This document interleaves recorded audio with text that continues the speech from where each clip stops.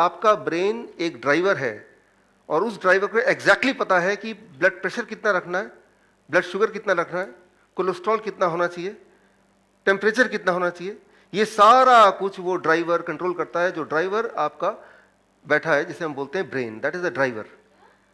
सो अब वो गाड़ी चल रही है, अब गाड़ी चलती है, अचानक एक ब्रेक लगता है। जब ब्रेक लगता है तो पीछे वालों को झटका लगता है, दैट इज समथिंग डिस्कम्फर्ट, जो कोई चाहेगा नहीं, लेकिन वो झटका इंपॉर्टेंट है, उसका एक कारण है। वो ड्राइवर को पता है कि उसने ब्रेक क्यों मारा है। पैसेंजर को सिर्फ झटका सुनाई दे रहा है या समझ आ रही है, वो फील कर रहा है, लेकिन उसको ये नहीं पता चल रहा कि झटका है तो क्यों है। लेकिन वो ड्राइवर को पता है कि मुझे यहाँ पे ब्रेक लगाना है, राइट। वो कंट्रोल ड्राइवर के पास है। पैसेंजर अगर ये सोचे ये बार बार ब्रेक लगा रहा है तो एक काम करता हूँ, ब्रेक आगे से हटा के मैं ब्रेक अपने पास ही रखता हूँ ताकि वो ब्रेक ही नहीं लगा पाए। तो आपको पता है दिस इज एब्सोल्युटली फुलिश, ये तो बिल्कुल मूर्ख है, ये तो बिल्कुल बुद्धू है, ये तो डिजास्टर हो सकता है। The same thing, exactly the same thing we are doing, हम वही कर रहे हैं रोज। आपका ब्लड शुगर बढ़ गया या ब्लड प्रेशर बढ़ गया, बढ़ना नहीं चाहिए, घटाना कैसे वो एक अलग सवाल है, वो आगे करेंगे। लेकिन ऐसे में अगर आप दवा लेते हैं और उसको घटाते हैं तो उसका मतलब यह है कि जो ब्रेन है, जो ड्राइवर है, जो आपकी गाड़ी को कंट्रोल कर रहा था, उस कंट्रोल की एक कमान आपने उससे छीन के, ड्राइवर से छीन के किसी और बाहर के आदमी को दे दिया। एग्जैक्टली लाइक कि आप ड्राइव कर रहे हैं लेकिन स्टीयरिंग में भी आपके हाथ में है, ब्रेक किसी और के पास है, गियर किसी और के हाथ में है, राइट, और हो सकता है कि हॉर्न या आपके बाकी कंट्रोल किसी और के पास है। तो ऐसी गाड़ी शुरू शुरू में वो ड्राइवर को लगेगा कि भाई चलो मेरा एक काम कम होता है कि मुझे ब्रेक लगाने की जरूरत नहीं पड़ेगी, आपको आराम, ड्राइवर को आराम मिलेगा। बट आप एक लॉन्ग व्यू से देख सकते हैं कि ये एक डिजास्टर है। उसको आराम मिलेगा शुरू शुरू में, but that is going to be disaster. ठीक इसी तरह से ये बिल्कुल ही अनसाइंटिफिक है। लॉजिकली आप सोचिए, साइंटिफिकली मैं आपको थोड़ी देर बाद बता दूंगा कि ब्लड प्रेशर बढ़ गया, ब्लड कोलेस्ट्रॉल बढ़ गया या ब्लड शुगर बढ़ गया या कोई भी और चीज, इसमें अगर आप दवा लेंगे दैट मीन्स कि आप इस ड्राइवर का कंट्रोल किसी और के हाथ में दे रहे हैं। So that is totally unscientific. तो क्या करना होगा, ये एक क्वेश्चन है। पहली बात तो ये करना ही नहीं है। लेकिन जो ऑलरेडी कर रहे हैं, जो ऑलरेडी दवा ले रहे हैं, तो क्या आज घर जाकर अगली दवा ना ले? ये क्वेश्चन अपने पास रखिए, इसका जवाब मिलेगा। आंसर तो ये है कि दवा नहीं लेनी, वो कंट्रोल वापस लेना है। मीन्स वो ब्रेन ही करे तो अच्छा है, लेकिन कैसे लें, ये एक बड़ा ही ट्रिकी बात है। इसको मैं आपको आगे समझाऊंगा आने वाले रूल्स में। So the most important thing you must have to understand, you must have to accept that we need not to take any medicine. Our body is not design to take any medicine at all. हमारी body कोई भी medicine को design लेने के हिसाब से design हुआ ही नहीं है। बाकी जानवरों में और इंसान में सबसे बड़ा जो एक फर्क है वो यही है कि इंसान जब भी बीमार पड़ता है वो दवा खाना चाहता है। बाकी जानवर अपने देखते हैं कि जब भी वो बीमार पड़ता है उसका बिहेवियर चेंज हो जाता है। कोई जानवर जाता है घास खाता है, वो उल्टी करता है, जिनके घर में पेट्स हैं उनको पता है, and they get cured on their own.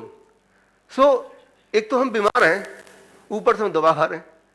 ये कोई लॉजिक है? क्योंकि इसको हम देखते आए सदियों से। But truth is whenever you are taking the medicine, you are giving the control to someone outside the driver, right? And that may give you temporary relief. Temporary आराम मिल सकता है, लेकिन आराम मिलना और ठीक होना दो अलग बातें हैं। वो आगे जाके अगले नियम जब आएंगे तो आपको ठीक से समझ आएंगे। फॉर एग्जाम्पल, वैक्सीनेशन की बात करते हैं कि हमें कई बार आर्गुमेंट करते हैं कि डॉक्टर्स की वैक्सीनेशन आ गया तो देखिए इंसानियत की कितनी सारी बीमारियां कम हो गई। फॉर एग्जाम्पल पोलियो, पहले कितना वाइड स्प्रेड था, बिल्कुल ना के बराबर है। लेकिन मैं आपको यहां पे दिखाऊंगा, देखिए जरा कि कोई भी वायरल और बैक्टीरियल बीमारी आती है दुनिया में तो 1950 हर 1 लाख में 40 लोग मरते थे। ऐसे करते करते करते करते पोलियो जब बहुत डिक्लाइन होने लगा, कम होने लगा, हर बीमारी में आपको दिखाता हूं कि बीमारी आती है, मतलब वायरल इन्फेक्शन, बैक्टीरियल इन्फेक्शन की बात कर रहा हूं, और धीरे धीरे दुनिया से वो जाने लगती है। पहले आती है, बढ़ जाती है, फिर धीरे धीरे जाने लगती है। जब वो ऑलरेडी जा रही थी, ऑलमोस्ट चली गई थी 1956, तब पोलियो का वैक्सीन आया। वो तो वैसे भी जा रही थी, तो अब ये एसोसिएट हो गया कि पोलियो के वैक्सीन की वजह से polio is gone from the world. और एग्जांपल देखता हूं, आपके दिमाग में सवाल आएंगे, कीप ऑन राइटिंग, राइट? आपके दिमाग में आर्गुमेंट आएंगे इसके against, keep on writing, I will give you opportunity to ask me and have an argument और डिस्कशन। मीजल्स की बात करें तो देखिए 1960 और 70 के बीच में इसकी वैक्सीन आई, लेकिन वैक्सीन तब आई जब ये ऑलरेडी अपने आप ही कम होती जा रही। एक टाइम आता जब वो वैनिश हो जाती, वैनिश होने से जस्ट पहले वैक्सीन आया, सारा क्रेडिट जो है वैक्सीन ने ले लिया। और it is not just measles, if you see diphtheria, इसमें भी वैक्सीन आया 1940 1950 के बीच में, एंड ये uniformly it is going down and down and down, and by the time vaccine has come it is already going down, और अब वो negligible में आ गया है। बट यहां भी आप देखेंगे कि ट्रेंड को आप अंडरस्टैंड कीजिए। Cough, whooping cough, again the vaccine came around this time, ज्यादातर वैक्सीन इस टाइम भी आए हैं, लेकिन तब भी वो ऑलरेडी डिक्लाइन पे थे। टाइफाइड का कोई मेजर वैक्सीनेशन का वर्ल्ड वाइड डिस्ट्रीब्यूशन नहीं हुआ, लेकिन टाइफाइड में भी आप देखेंगे द ट्रेंड इज राइट, हर 1 लाख में 500 लोगों की डेथ शुरू में, फिर ये करते by the time it is 1970 it is almost negligible, बहुत ही कम। एंड सिमिलरली स्कारलेट फीवर, जिसका कोई वैक्सीन नहीं है, कोई वैक्सीन बना नहीं, यहां भी अगर आप देखेंगे डेथ रेट कैसे डिक्लाइन हो रहा है, और अगर यहां वैक्सीन आता बाकियों की तरह तो सारा क्रेडिट वो वैक्सीन ले जाता। सो अगर आप ये सोचते हैं कि ये दवा की वजह से मैं जिंदा हूं, या दवा नहीं होती तो मैं जिंदा नहीं रहता, या अच्छी तरह जिंदा नहीं रहता, तो वो एक भ्रम है, वो एक साइकोलॉजी है। उसको मैं धीरे धीरे करके अपने अगले रूल में आपको धीरे धीरे I will try to make you understand. First, the most important thing is our body is not design for any kind of medicine ever, right? It may give you relief, वो ठीक है, sir दर्द की दवा खा लेंगे तो sir दर्द में रिलीफ मिल जाएगा, सर दर्द ठीक हो जाएगा, दैट इज रॉन्ग। लेकिन रिलीफ मिलने का मतलब कि आपको एहसास नहीं है कि दिमाग में कुछ गड़बड़ है, या ब्रेन में या कहीं पे कुछ गड़बड़ है, लेकिन वो गड़बड़ का एहसास को मिटा देता है, एहसास को मिटाता है, वो बीमारी को नहीं मिटाता है, और वो टेम्परेरी रिलीफ देता है। ठीक उसी तरह से जैसे मैंने आपको बताया कि आपने अपने बाकी सारे कंट्रोल पीछे डिस्ट्रीब्यूट कर दिया, तो एक एहसास मिल रहा है कि मैं बड़े आराम से गाड़ी चला रहा हूं, बट वो खतरे से खाली नहीं है। जब ब्रेक लगाना चाहेंगे, ब्रेक आप लग ही नहीं पाएंगे, बिकॉज ब्रेक का कंट्रोल कहीं और है। Coming to rule number 2, break for life. Break की बात हम कर रहे थे, गाड़ी में ब्रेक का बड़ा इंपॉर्टेंस है, लेकिन ब्रेक क्या करता है? हमारे जर्नी को धीरे कर देता है, हमारे जर्नी में रुकावट कर देता है, जर्नी की जो स्पीड की जो एक्साइटमेंट है उसको बहुत कम या खत्म कर देता है। लेकिन इन सब के बावजूद भी क्या हम चाहेंगे कि हम अपनी गाड़ी की ब्रेक को उठा के फेंक दें? Anybody? Still we know the importance of brake. जिस दिन हमें लगता है कि भाई हमारे गाड़ी का ब्रेक रिलायबल नहीं है, उस दिन हम गाड़ी नहीं चलाते। तो बॉडी में गॉड ने या नेचर ने बहुत सारे ऐसे ब्रेक बनाए हैं। तो ब्रेक का मतलब है सम डिस्कंफर्ट ऑब्वियसली, तो बॉडी में बहुत सारे ब्रेक्स हैं, राइट? जैसे रास्ते में कोई पत्थर आएगा तो ब्रेक तो लगाएंगे ही आप, राइट? तो कोई और पीछे जो जानता नहीं है वो बोलेगा यार ये ब्रेक क्यों लगा दिया आपने, लेकिन पत्थर से जब टकराएंगे तो सारा डिजास्टर हो जाएगा। You understand that? तो ब्रेक आपको बचाता है, ब्रेक लगा के स्पीड को घटा के, एक्साइटमेंट जरूर कम होती है, पल भर के लिए लगता है कि हम तो रुक गए, राइट? लेकिन हमारी स्पीड कम हो गई, लेकिन हम कंफर्टेबल हो गए, हम सेफ हैं। ठीक उसी तरह से बॉडी में कई सारे ब्रेक्स हैं, and they are stone body में बनता है, ट्यूमर बनता है, कैंसर बनता है। अच्छा, ये सारी चीजें मान लो आपको मैं ऑप्शन देता हूं, भगवान ऑप्शन देता है, आपके बॉडी में स्टोन नहीं बनेगा आज से, ट्यूमर का नामो निशान नहीं रहेगा, आपके बॉडी में कैंसर नहीं बनेगा, आप चाहते हैं या नहीं चाहते, तो क्या बोलेंगे आप कि स्टोन बने या ना बने? आप बोलेंगे नहीं भाई हमें नहीं चाहिए stone, we don't want cancer, we don't want tumour, that's what, right? अच्छा, मैं आपसे ऐसे पूछता हूं, आप गाड़ी खरीदने गए, बोला कि ये गाड़ी है, गाड़ी में जैसे एसेसरीज है, उसमें से एक एसेसरी है ब्रेक, ये लगा दूं कि नहीं लगाऊं? क्या बोलेंगे आप? लगा दीजिए, राइट? क्योंकि आप कॉन्सिक्वेंसेस देख रहे हैं, नहीं लगाने से क्या क्या दिक्कतें आ सकती हैं, आप दूर तक सोच सकते हैं, राइट? अब इसको जरा अंडरस्टैंड कीजिए कि जो काम गाड़ी में ये ब्रेक करता है, राइट, वही वाला काम हमारे गाड़ी में, हमारा गाड़ी कौन है? और बॉडी, उसमें ये स्टोन करता है, ये ट्यूमर करता है, cancer. Let me help you understand. Stone ये क्या है? आप अगर स्टोन निकालेंगे बॉडी से, किडनी स्टोन, गॉलब्लैडर स्टोन, उसको निकाल के माइक्रोस्कोप में डालेंगे तो उसमें बहुत सारी चीज निकलेंगी, बहुत सारे मिनरल्स निकलेंगे, मिनरल्स, मैग्नीशियम निकलेगा, पोटेशियम निकलेगा, मेनली कैल्शियम निकलेगा। तो वो कैल्शियम, बॉडी क्या करता है, जब आप जो भी खाना खाते हैं उस खाने में बहुत सारे मिनरल्स होते हैं, और बहुत सारे ऐसे मिनरल्स हैं, इस फॉर्म में मिनरल्स है। कैल्शियम हमारे बॉडी के लिए बहुत इंपॉर्टेंट है, वो आपको पता ही है। लेकिन कैल्शियम कई सारे फॉर्म में बॉडी में जा सकता है। कुछ ऐसे फॉर्म होते हैं जो बॉडी उसको यूटिलाइज नहीं कर पाती है, और जब वो यूज नहीं कर पाती है तो बॉडी के पास एक ही रास्ता है कि उसको कहीं ना कहीं इकट्ठा करे। अगर इकट्ठा नहीं करेगा तो वो ब्लड में वो घूमता रहेगा, कहीं हार्ट में अटकेगा, ब्रेन में अटकेगा, and it will create brain stroke, it will create heart attack. तो बॉडी चाहती नहीं कि ऐसा हो, तो वो कैल्शियम जो बॉडी यूज नहीं कर पा रही है, बिकॉज वो उस फॉर्म में नहीं जिस फॉर्म में बॉडी यूज कर पाती है उसको, तो बॉडी क्या करेगा, उसको एक्यूमुलेट करेगा, एक जगह इकट्ठा कर लेगा, right. So that is called stone, right. लेकिन वो इकट्ठा करते रहता है। जिस तरह से आपके घर में एक डस्टबिन है, राइट, जो भी कूड़ा आता है हर बार ले जाके आप म्युनिसिपैलिटी के डस्टबिन में जाके नहीं फेंक सकते, तो आप पूरे दिन भर में उसको इकट्ठे करते रहेंगे, इकट्ठे करते रहते हैं। दिन में एक बार आपने ऐसा जुगाड़ किया हुआ है कि कोई आएगा, वो डस्टबिन वो सारा खाली करके दोबारा से छोटा वाला डस्टबिन आपको वापस कर देगा, राइट।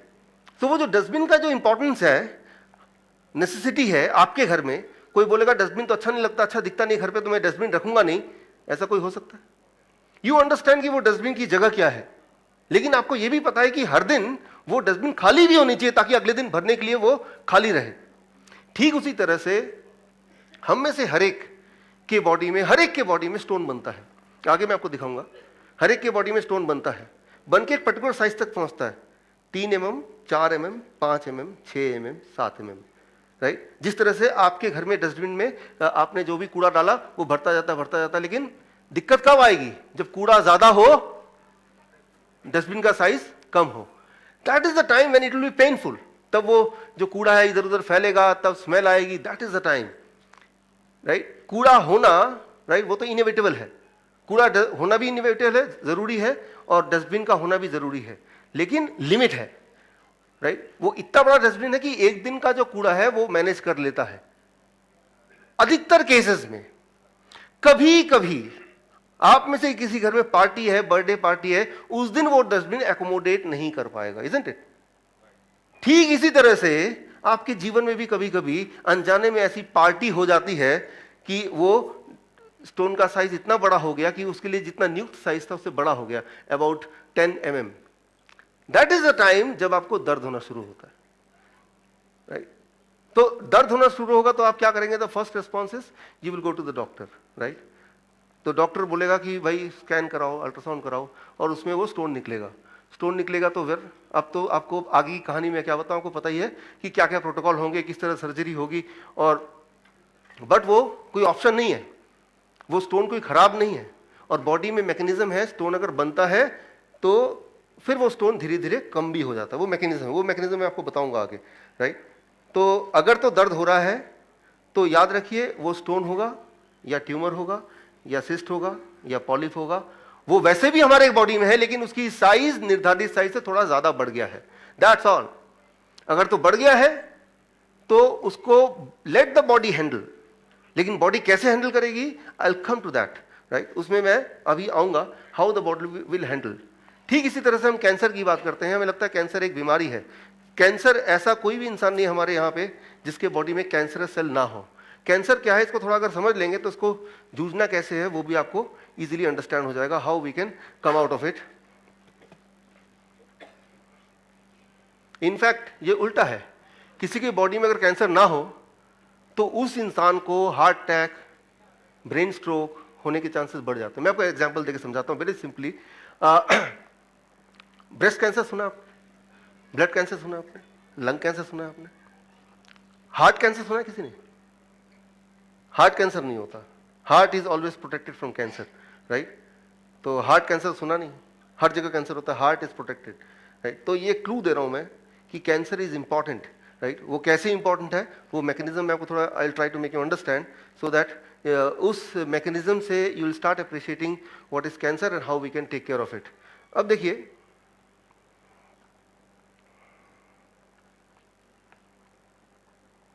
मान लीजिए ये ब्लड वेसल है और ये ब्लड यहाँ ऐसे फ्लो हो रहा है। अब क्या होता है, जो भी कुछ आप खाते हैं, खाने पे वो मैं आऊँगा, वो 7वां रूल है, लेकिन अभी जो भी कुछ मैं यूज़ कर रहा हूँ, जो भी कुछ खाते हैं उनमें से कई सारे ऐसी चीज़ें जो बॉडी उसको यूज़ नहीं कर पाती है। तो कई बार बॉडी स्टोन बनाती है, कई बार बॉडी ट्यूमर बनाती है, और जब ये दोनों चीज नहीं बनाती है तो बॉडी उस कूड़े को हियर एंड देयर थ्रो करने लगती है, और अगर वो ये क्या बन जाता है, इट इज कॉल्ड ब्लॉकेज, वो पूरे बॉडी में बनता है। तो ये ब्लॉकेज से जिनको बचना है तो चॉइस है कि उनके बॉडी में स्टोन बनेगा, ट्यूमर बनेगा, तो ब्लॉकेज के चांसेस कम है। लेकिन जो लोग हैं कि भाई स्टोन आसानी से नहीं बनता है या ट्यूमर नहीं बन रहा है, तो कूड़ा तो है, बॉडी तो कहीं ना कहीं फेंकेगी। मान लो आपके घर में कूड़ादान ही नहीं है लेकिन कूड़ा तो फिर भी बनेगा, तो क्या होगा, वो कूड़ा कोई कहीं भी फेंकेगा। घर में जितने ही मेंबर हैं they will throw anywhere because there is no particular place, कोई एक जगह नहीं बनी हुई उसके लिए, राइट। अब ये जो ब्लॉकेज है ये कहीं भी बन सकता है। This blockage can be in heart, it can be in brain, it can be in kidney, it can be in lungs. Body के किसी भी ऑर्गन में ब्लॉकेज हो सकता है, और जहां भी होगा उस वाला ऑर्गन जो है वो ठीक से काम नहीं करेगा, तो फिर वो वाली बीमारी का नाम आपको बता देंगे डॉक्टर कि आपको तो ये वाली बीमारी है। वो किडनी फेलियर बोलेंगे या हार्ट डिजीज बोलेंगे, लेकिन कारण तो एक ही है कि वहाँ पे कूड़ा है जो इकट्ठा है, राइट, और वो धीरे धीरे बढ़ रहा है, एक लिमिट तक बढ़ रहा है। उसके बाद जब यहाँ तक पहुँच गए पूरी तरह से ये ब्लड फ्लो होना बंद हो गया, तो ऐसे में इसके आगे जितने भी सेल्स हैं, all the cells ahead of it, जिनको इस ब्लड से ऑक्सीजन एंड फूड मिल रहा था, उनके साथ क्या होगा, what will happen to them, they will be dying most of the time, right. तो वो वाले सेल्स मर जाते हैं, तो फिर वो किडनी पार्शली काम कर रही है, लंग पार्शली काम कर रहा है, बिकॉज वहाँ बहुत सारे डेड सेल्स हैं जो कि हमारे लिए काम कर रहे थे। ये बड़ा सिंपल है, ये तो आपको ऑलरेडी पता है। लेकिन जो बात मैं आगे बताने जा रहा हूँ जो ज़्यादा इंटरेस्टिंग है वो ये, जो कि 1% लोगों के साथ होता है, 1% ऑफ यू, 1 और maybe little more than that. हर 100 में से 1 या 2 लोगों के साथ ऐसा होगा कि ये जो सेल्स हैं यहाँ के, ये बोलेंगे हमें नहीं मरना, will not die in spite of the fact कि इनको ब्लड मिलना बंद हो गया, सप्लाई मिलनी बंद हो गई। तो ये क्या करते हैं, ये कहीं और से एक चोरी का रास्ता बनाते हैं, मेडिकली से बोलते हैं एंजियोजेनेसिस। एंजियोजेनेसिस मीन्स अपना ही एक चोरी का रास्ता बनाते हैं, ब्लड वेसल बनाते हैं अपना ही एक ऐसा ब्लड वेसल जिससे ये जितना चाहें ऑक्सीजन, जितना चाहें फूड, ये चुरा सकें। तो बॉडी का ये ब्लॉकेज के बावजूद भी 2-4 दिन के बाद इन सेल्स के पास दोबारा से खाना आने लग जाता है, और 2-4 दिन बिना खाने के ये सेल्स रह सकते हैं, राइट। तो अब यहाँ पे एक दिक्कत है छोटी सी, चोरी में क्या दिक्कत होती है। मान लीजिए एक यूनिवर्सिटी का स्टूडेंट है, उसके पास पैसे नहीं है फीस भरने के 10,000 रुपये, वो सोचता है बैंक में डाका डालता हूँ। डाका डाला, सामने बहुत सारा पैसा है। पहला ऑप्शन वो 10,000 रुपये गिनेगा और भाग जाएगा। दूसरा ऑप्शन जितने पैसे हाथ में आए वो उतना पकड़ेगा फिर भागेगा। पहला है दूसरा, कौन सा करेगा वो? His behaviour will be the second one. इरादा कुछ और था उसका, जब मकसद कुछ और था, लेकिन जब सामने एक्शन में आया तो कुछ और हो गया। ये तो आपको क्लियरली पता है। ठीक उसी तरह से हमारे सेल्स भी बिहेव करते हैं इंटरनली, कि जब एबंडेंस में फूड आने लगता है तो ये सिर्फ उतना ही नहीं ले रहे हैं जितना इनको जरूरत है जीवित रहने के लिए, ये एक्स्ट्रा सप्लाई ले रहे हैं। एक्स्ट्रा सप्लाई में क्या होगा यहाँ पे, this will keep on growing very very fast. What it will become, that is what is called cancerous. अब कैंसर में क्या दिक्कत है, यहां तक अभी तो एक ही जगह था, तो यहां पे इस वक्त आपको, यानी कि हमारी बॉडी को, हमारे कार को, अब हमें दर्द होगा, पेन होगा, क्योंकि हमारे इस जगह के लिए, जिस सेल्स के लिए जितनी जगह लोकेटेड थी, जितनी जगह उसको नियुक्त की गई थी, उससे ज़्यादा जगह वो ऑक्यूपाई कर रहा है, और ब्रेन आपको बताना चाहता है, ड्राइवर बताना चाहता है कि कुछ गड़बड़ है, तो वो पेन के जरिए, दर्द के जरिए आपको बता रहा है। तो आप वो दर्द होते ही, और दर्द कंसिस्टेंटली रहेगा, राइट, तो कुछ दिनों में दर्द बढ़ेगा क्योंकि वो जगह बढ़ रही है। तो ये वाला टाइम है, दिस इज द टाइम जब आपका दर्द किसी के लिए बिजनेस बन सकता है, राइट, कि अब दर्द हो रहा है तो वो फिर जाएगा हॉस्पिटल, जाएगा कहीं जाएगा, परेशान होगा, वो सोचेगा यहीं से कुछ इलाज मिल सकता है, लेकिन वो दर्द यही इतना ही बता रहा है कि इस जगह में जितने भी सेल्स हैं उसको जितनी जगह हमने दी थी उससे ज़्यादा जगह वो ऑक्यूपाई कर रहा है, और ये बॉडी को ब्रेन बताना चाहता है, और बॉडी से ब्रेन बात करता है, वो एक सिग्नलिंग सिस्टम है, दैट इज कॉल्ड पेन, दर्द के माध्यम से, राइट। अब ऑटोमेटिक सवाल आएगा, तो क्या दर्द होने दें, दर्द तो बढ़ता जाएगा, दर्द तो सहा नहीं जा रहा। ये सवाल अपने पास रखिए, इसका जवाब आगे आएगा। ऐसा होने नहीं दें, राइट, हमें एक भी दिन होने देना नहीं है, उसको तुरंत ही कम करना है। लेकिन कम करने का जो रास्ता है, वो रास्ता क्या है हमारा, वो रास्ता बदलना है। कम करने का रास्ता, उसको स्कैन करके उसका साइज पता किया, अच्छा साइज 2 सेंटीमीटर है, ये तो कभी बस्ट हो सकता है, तो अब बायोप्सी करना है, चलो एक फिर और उसको खरोंचा, ठीक है ना, ये तो कैंसरस भी हो सकता है, ये तो ट्यूमर भी हो सकता है, और फिर एक आप भूल गए आपका एक्चुअल मकसद इस जीवन में क्या था, सारा ध्यान आपके उस तरफ चला गया और लाइफ की पेनफुल जो शुरुआत है वो तो हो ही गई, जो कि कभी खत्म नहीं होगी। अब यहां पे थोड़ा सा आगे देखिए, बॉडी क्या करता है। ब्रेन भी नहीं चाहता कि आप इतने दर्द में रहें, तो यहां पे जो सेल्स हैं, कुछ सेल्स ये जब देखेंगे कि यहां रहना मुश्किल है, तो ये ब्लड वेसल में जाके ब्लड में जुड़ के किसी और जगह जाके किसी और ऑर्गन में बस जाएंगे और वहां भी उनका बिहेवियर सेम ही होगा, चुराने का। तो क्या होगा, ट्यूमर मल्टीपल जगह पे होगा, right. That is what is called cancer, इसे कैंसर बोलते हैं, राइट। यहां पे इंपॉर्टेंट बात है, हमारे ब्रेन में कुछ मैकेनिज्म है। जैसे गाड़ी में क्या है कि जब पेट्रोल कम होने लगती है तो क्या होता है, या ब्लिंक करने लगता है, वो सेफ्टी मैकेनिज्म है हमारे पास, राइट। तो वो ब्लिंक होने लगता है। ब्लिंक होने का मतलब ये नहीं कि भाई आप ब्लिंक होना itself is a problem. Blink होना कोई प्रॉब्लम नहीं है, वो प्रॉब्लम आ सकती है अगर उसको आपने ध्यान नहीं दिया, that is the only thing. So ये सेल्स जब दूसरी जगह जाके रहने लगते हैं तो वहां के जो और सेल्स हैं वो उसको इनवाइट करेंगे, रहने देंगे या नहीं देंगे। उसके लिए वो क्या करते हैं, वो जो सेल्स हैं बाकी ऑर्गन के, तो वो सेल्स एक सिग्नल भेजते हैं यहाँ पे आके कि भाई ये यहाँ पे सेल्स आए हैं। जब भी यहाँ से ये कहीं और माइग्रेट करेंगे, ये नए सेल में जाएंगे, नए ऑर्गन में जाएंगे, तो यहाँ से एक सिग्नल इधर वापस आएगा कि यहाँ आपके यहाँ से कोई आया है तो क्या हम रहने दें। तो ये जो सेल्स हैं ये बोलेंगे नहीं नहीं वो तो ट्यूमर है, वो तो कैंसरस है, वो तो चोर वाले सेल है। तो फिर हमारी बॉडी उस सेल्स को रिजेक्ट कर देगी। तो ब्लड वेसल्स के थ्रू, वो हमारी इम्यूनिटी के थ्रू, वो जो सेल्स हैं धीरे धीरे वो खत्म हो जाएंगे, हमारी इम्यूनिटी उसको खत्म कर देगी, वो कैंसरस सेल, और धीरे धीरे ट्यूमर छोटा होता जाएगा। गेटिंग द पॉइंट यहाँ पे, राइट। तो यानी कि ट्यूमर एक साइज के बाद बढ़ नहीं सकता, कि बढ़ने से पहले उसको स्प्रेड होना पड़ेगा। स्प्रेड होंगे तो वो सिग्नलिंग सिस्टम, जैसे मान लो मैं आपको एग्जांपल दे रहा हूं, आपके घर में नॉक होता है, आप दरवाजा खोलते हैं, एक स्ट्रेंजर, एक अनजान आदमी है, वो बोलता है कि आपके घर में रहना है मुझे। You are shocked. फिर बोलता है वो डॉक्टर विश्वरूप जो आपके दोस्त हैं उन्होंने भेजा है और आप मेरे खास दोस्त हैं, आप क्या करेंगे, आप रहने देंगे नहीं रहने देंगे? आप उनको बोलेंगे अच्छा भाई साहब बैठिए, जरूर आइए, और पीछे से क्या करेंगे जाके तुरंत ही एक कॉल लगाएंगे सीक्रेटली कि भाई ऐसा कोई आदमी, ऐसे हुलिया ऐसा है, आपका नाम ले रहा है। तो तुरंत मैं समझ जाऊंगा यार ये वो तो चोर है, मेरा नाम लेके चोरी कर चुका 2 जगह। आप उनको भगाओ वहां से, भगाओ भी मत, उनको बिठाओ, पुलिस को बुलाओ, इजंट इट। तो ठीक इसी तरह से हमारा बॉडी बिहेव करता है। वो जो सेल्स हैं, जो चोरी वाले सेल हैं, ट्यूमर वाले सेल हैं, उसको इम्यूनिटी को पकड़ा देती है, वो डिस्ट्रॉय हो जाता है और धीरे धीरे ट्यूमर बड़ा जो था वो घट भी जाता है। ये नेचुरली होता है। बोलने का मतलब ये है कि मैं आपको दिखाऊंगा अभी कि हर एक के बॉडी में बहुत सारे ट्यूमर रोज बनते हैं। इस वक्त अगर कोई मेरा अल्ट्रासाउंड करेंगे तो 10-15 जगह ट्यूमर मिलेंगे, which is very normal and natural, that is not a sickness, right. लेकिन धीरे धीरे बॉडी के पास मैकेनिज्म उसको डिस्ट्रॉय करने का भी automatically, right. So that is the most important thing. लेकिन मान लीजिए आपने फोन किया और वो सिग्नल नहीं मिल रहे और बंदा वहां पे बैठा हुआ है, अब क्या करेंगे, उसको भगाएंगे? आप सोचेंगे क्या करें, तो आपके पास आइडिया आएगा, इनको बैठे रहने देता हूं और मैं फोन लगाता रहता हूं, कभी तो मिलेगा ना। लगाते रहे, रात हो गई, अब सोने का समय आ गया। अब बोलते कोई बात नहीं, इसको आज सोने दो, कल तो लग ही जाएगा। और कल सुबह जब फोन लगा तब तक देखा कि वो तो चोरी होकर सारा सामान भी लेके चला गया, right. What I mean to say, the same condition happens in the body. कई बार आपकी बॉडी की जो सिग्नलिंग सिस्टम है वो ठीक से काम नहीं करती है, and that is the time जब ये चोर वाले सेल्स हैं, इसको मौका मिल जाता है दूसरी जगह जाके बैठ जाने का, उस चोर की तरह जो आपके घर में बैठ गया, बिकॉज वो फोन नहीं लग रहा था।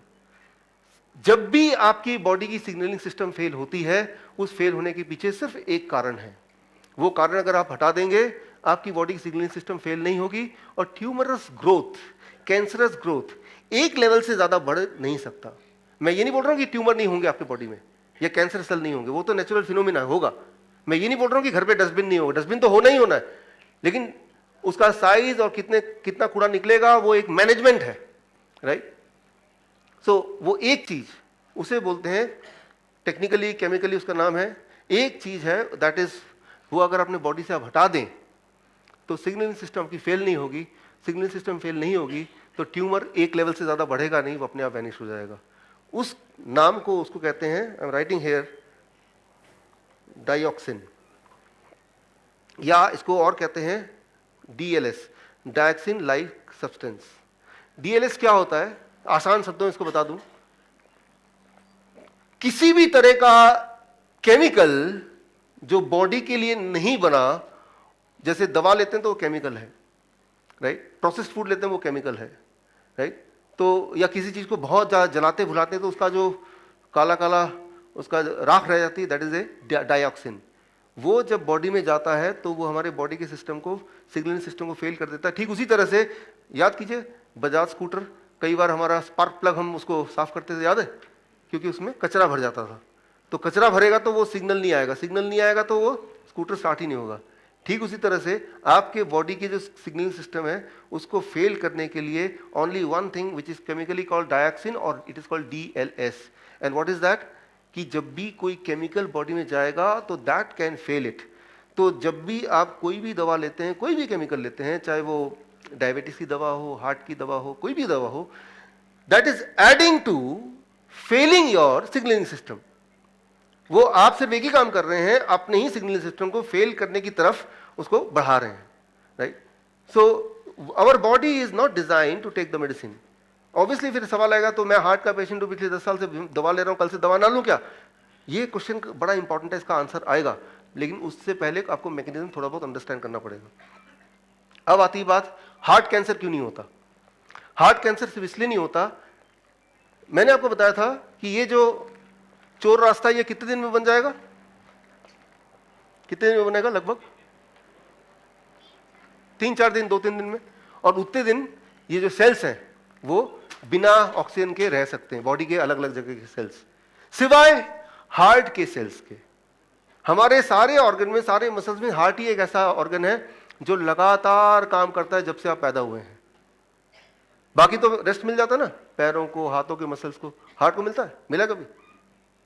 क्या आप चाहेंगे यार काफी साल हो गए तुम भी थोड़ा रेस्ट ले लो? नहीं, you don't want it, right.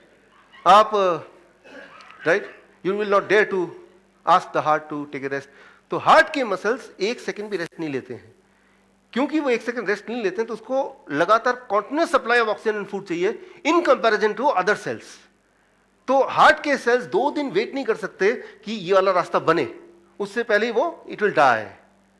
इसीलिए हार्ट अटैक होता है, इसीलिए ब्रेन स्ट्रोक होता है, राइट। बाकी सेल्स जो जहां जहां वेट कर सकते हैं वहां पे तो कैंसर बन जाता है, ट्यूमर बन जाता है, लेकिन ट्यूमर को भी ठीक किया जा सकता है, वो भी ठीक हो जाता है, राइट। सो अब हम यहां पे, मैं ये बोल रहा था कि ये जो बॉडी के नेचुरल मैकेनिज्म है, कैंसर के बनने के, ट्यूमर के बनने के, स्टोन के बनने के, बॉडी का नेचुरल मैकेनिज्म है। At the same time body के पास तरीका है, वो डस्टबिन में डस्ट जमा हो गया, कूड़ा, उसको 24 घंटे बाद वापस फेंक दो, खाली डस्टबिन दोबारा रख दो। ये लगातार आपके घर में हर दिन होता आया है, राइट। हमारे बॉडी भी एक घर है, उसमें भी रोज ये होता है। लेकिन अगर कोई बीच में अड़ंगी लगाए कि आप तो ड्राइवर सीट पे बैठे हैं, लेकिन बॉडी के सारे कंट्रोल ड्राइव कार की तो आपने किसी न किसी को दी हुई है, एक डायबिटीज की दवा ले रहे हैं, फिर शाम को हार्ट की दवा ले रहे हैं, रात को सोने से पहले कोलेस्ट्रॉल वाली दवा या कोई और दवा ले रहे हैं। तो ऐसे में हमारा जो ड्राइवर यहां बैठा है, वो ड्राइवर सोचता है, यानी कि ब्रेन, यार तुम ही कर लो यार, मैं क्या कर रहा हूं, राइट। तो यू आर बेटर जज देन मी। तो ये जो कंट्रोल है, इसको हर हाल में अपने हाथ में रखना है। और जिन लोगों ने आप में से ये कंट्रोल किसी और को दिया हुआ है, यानी कि जो लोग दवाइयों पे हैं, वो कंट्रोल धीरे धीरे वापस लेना है। धीरे धीरे कैसे एग्जैक्टली वापस लेना है? स्टेप बाय स्टेप, क्योंकि वो कंट्रोल वापस लेने में आपकी कोई मदद करेगा? डॉक्टर मदद करेगा? नहीं करेगा, नहीं करेगा। वो आपके घर वाले जो यहाँ पे नहीं आए वो मदद करेंगे? हाँ, आप जाके बोलेंगे मैं एक सेमिनार में गया था तो ये दवाइयाँ कल से मैं छोड़ रहा हूँ, क्या बोलेंगे? पापा आप तो हेल्थ सेमिनार में गए थे और ये मेंटल पेशेंट बन के आ गए, चलो पकड़ो इसको, जाके पहले तो डॉक्टर को दिखाओ। वो भी मदद नहीं करेंगे। यानी कि जो भी यहाँ पे आप सीख रहे हैं, चुपचाप ही करना पड़ेगा, सीक्रेटली करना पड़ेगा आपको, right. So coming to the second rule, and that is stone, tumor, cancer, these are not disease. These are like the dustbin, these are like brakes, which are very very important for the body. लेकिन ये break भी कई बार fail हो जाते हैं क्योंकि हम अपना कंट्रोल किसी और को दे देते हैं। That one reason is dioxin. I told you dioxin is nothing, chemicals, too much chemical in the body, that is called dioxin, DLS जिसको बोलते हैं। तो केमिकल में दवाइयां भी तो केमिकल ही हैं, राइट। तो उसको भी आपको खत्म करना पड़ेगा, कम नहीं करना पड़ेगा, खत्म करना पड़ेगा। और अगर आप सोचते हैं कि दवाई खत्म कर देंगे तो कहीं ऐसा ना हो कि मैं मर जाऊं या मुझे हार्ट अटैक आ जाए, कुछ आ जाए। एक बात याद रखिए, मैंने वैक्सीन का एग्जाम्पल दिया, आगे भी मैं आपको एग्जाम्पल दूंगा। अगर आप जिंदा हैं तो दवाइयों की वजह से जिंदा नहीं है, आप दवाइयों के बावजूद भी जिंदा है। इस बात को समझिए। Thank you. So I try to make you understand this. So ये आ गया रूल नंबर 2, आपको जो ध्यान रखना है। आगे चलते हैं रूल नंबर 3 पे। Let the driver diagnose. एक एक्सपर्ट ड्राइवर आपने देखा, आप में से काफी लोग एक्सपर्ट ड्राइवर हैं। जैसे ही वो गाड़ी में बैठता है, जैसे ही वो स्टीयरिंग पकड़ता है, जैसे ही थोड़ा गाड़ी बढ़ती है, उसको एहसास हो जाता है कौन सी दरवाजा खुला है, कौन सा दरवाजा खुला है। उसको एहसास हो जाता है कौन से पहिए में हवा कम है, अगर हवा कम है तो, राइट। उसको स्टीयरिंग पकड़ते ही आइडिया हो जाता है कि गाड़ी की स्थिति क्या है, isn't it? So that is called diagnosis. लेकिन एक जो नौसिखिया ड्राइवर होता है, वो क्या होता है, वो गाड़ी चला रहा होता है, पीछे से वो बाइक वाला हाथ दे रहा होता है, भाई साहब आपका आप पहिया देख लीजिए, वो निकलने वाला है या पंचर हो गया है या हवा कम है। तीसरा बाइक वाला आता है, दूसरा वाला, वो बोलता है भाई साहब, वो हाथ हिलाता है, ये गाड़ी बाहर निकालता है, क्या बात है भाई? तो बोलता है यार आपका दरवाजा पीछे वाला खुला है, राइट। वो किसके साथ होता है? जो नया नया सीखा हुआ है, राइट। यानी कि उसकी जो डायग्नोसिस है वो खुद की नहीं है, वो तो चला रहा है एक बाहर के आदमी को, बाइक वाले को, मतलब बड़ा रिस्की काम है। वो हाथ दे रहा है, ये भी अपना एक तो पहले से नौसिखिया है, ऊपर से वो बाहर अटेंशन है कि यार क्यों हाथ दे रहा है, क्या हो गया, राइट। तो एक्सपर्ट ड्राइवर वही है जो अपना डायग्नोसिस खुद कर सके। For diagnosis you should never depend on anybody else in the world. आपके बॉडी के अंदर एक डायग्नोस्टिक सिस्टम है, उसी पे भरोसा कीजिए। किसी और टेस्ट पे भरोसा करेंगे तो वो नौसिखिया ड्राइवर के साथ एक ही चीज होता है कि उसके साथ एक्सीडेंट होने के चांसेस बढ़ जाते हैं।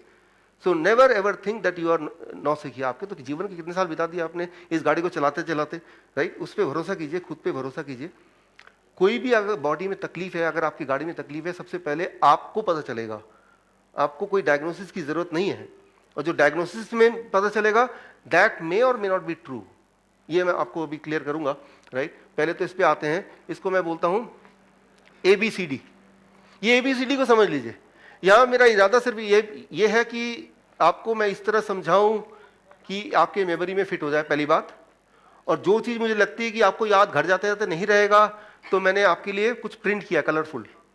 जब यहां से जाएंगे वो एक कार्ड लेते जाएंगे, उसमें सारा कुछ समराइज करके दिया हुआ है, राइट। तो यानी कि कुछ मिस नहीं करेंगे। तो that is the most important thing. तो यहां पे डायग्नोसिस, डायबिटीज की बात करते हैं एक करके। अब देखिए 1979 में डायबिटीज का मतलब था जिसका ब्लड शुगर 200 से ऊपर है, वो डायबिटीज था। फिर 1997 में वो 200 को कर दिया 140, 1999 में 120, 2003 में अभी 100, और 2010 तक 100 के अलावा HbA1c टेस्ट करो, ये भी टेस्ट करो, वो भी टेस्ट करो, राइट। तो आप देख रहे धीरे धीरे क्या हो रहा है, डायग्नोसिस की वो पैरामीटर स्क्वीज होते जा रहे हैं। इससे क्या होगा, नंबर ऑफ पेशेंट्स बढ़ते जा रहे हैं, कई गुना बढ़ते जा रहे हैं। तो आप सेम ही हैं। आप देखेंगे आज से 20 साल पहले, 1997 से पहले, याद कीजिए कितने डायबिटीज पेशेंट थे आपके आसपास, शायद ही बहुत एक आध मिलेंगे। और आज देखिए हर जगह आपको हर घर में डायबिटीज पेशेंट मिल ही जाएंगे, राइट। और वही डायबिटीज पेशेंट नहीं है जिसने अपना ब्लड शुगर चेक नहीं कराया है।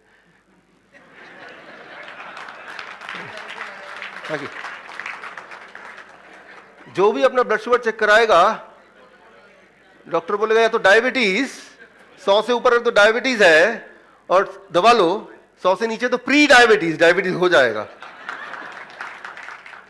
या तो आप बीमार हैं तो दवा लेनी चाहिए, या बीमार होने वाले हैं तो भी दवा लेनी चाहिए, राइट। तो यानी कि हेल्दी इंसान मेडिकल साइंस के हिसाब से कोई हेल्दी है ही नहीं, हेल्दी हो ही नहीं सकता। आइदर आप बीमार हैं डायबिटीज, या बीमार होने वाले pre diabetes, hypertension, pre hypertension, दोनों में से कोई तो होगा, राइट। तो अब कोलेस्ट्रॉल की बात करेंगे। 1978 होना चाहिए, 1978 में कोलेस्ट्रॉल के जो फिगर्स थे वो 300 से ऊपर अगर टोटल कोलेस्ट्रॉल होगा तो हाई कोलेस्ट्रॉल बोलते थे। 1997 में 240 कर दिया उसको, 98 के बाद 200 कर दिया, और उसके बाद टिल रिसेंटली ट्राइग्लिसराइड आ गया, गुड कोलेस्ट्रॉल आ गया, बैड कोलेस्ट्रॉल आ गया। और आज की बात करें राइट नाउ, अगर आप किसी डॉक्टर के चैम्बर में जाते हैं तो कोई टेस्ट की जरूरत नहीं है, आपकी उम्र पूछेंगे, 40 साल से ऊपर है तो कोलेस्ट्रॉल दवा तो ले ही लो आप, that is a new rule, right? तो अगर आप सोचते हैं कि डायग्नोसिस के लिए मुझे डॉक्टर पर निर्भर होना है, तो that is something foolish, right? वो वैसे ही होगा कि नौसिखिया आसपास की से एक्सपेक्ट करेगा कि वो बताएगा कि आपकी गाड़ी कैसे चल रही है, राइट? वो खतरनाक है, वो डेंजरस है, राइट? और आप मानिए, हैव कॉन्फिडेंस इन योरसेल्फ, अपने जीवन के इतने साल बिता दिए उस गाड़ी को चलाते हुए जो कि आपकी बॉडी है, तो आपका कंट्रोल ठीक ही होगा, राइट? आपको बस भरोसा करना है उस पर। ब्लड प्रेशर की बात करें तो ये बहुत सिंपल है। 97 से पहले 160/100 अगर किसी की ब्लड प्रेशर होती थी तो उससे ज्यादा हो तो ही उसको दवा देते थे।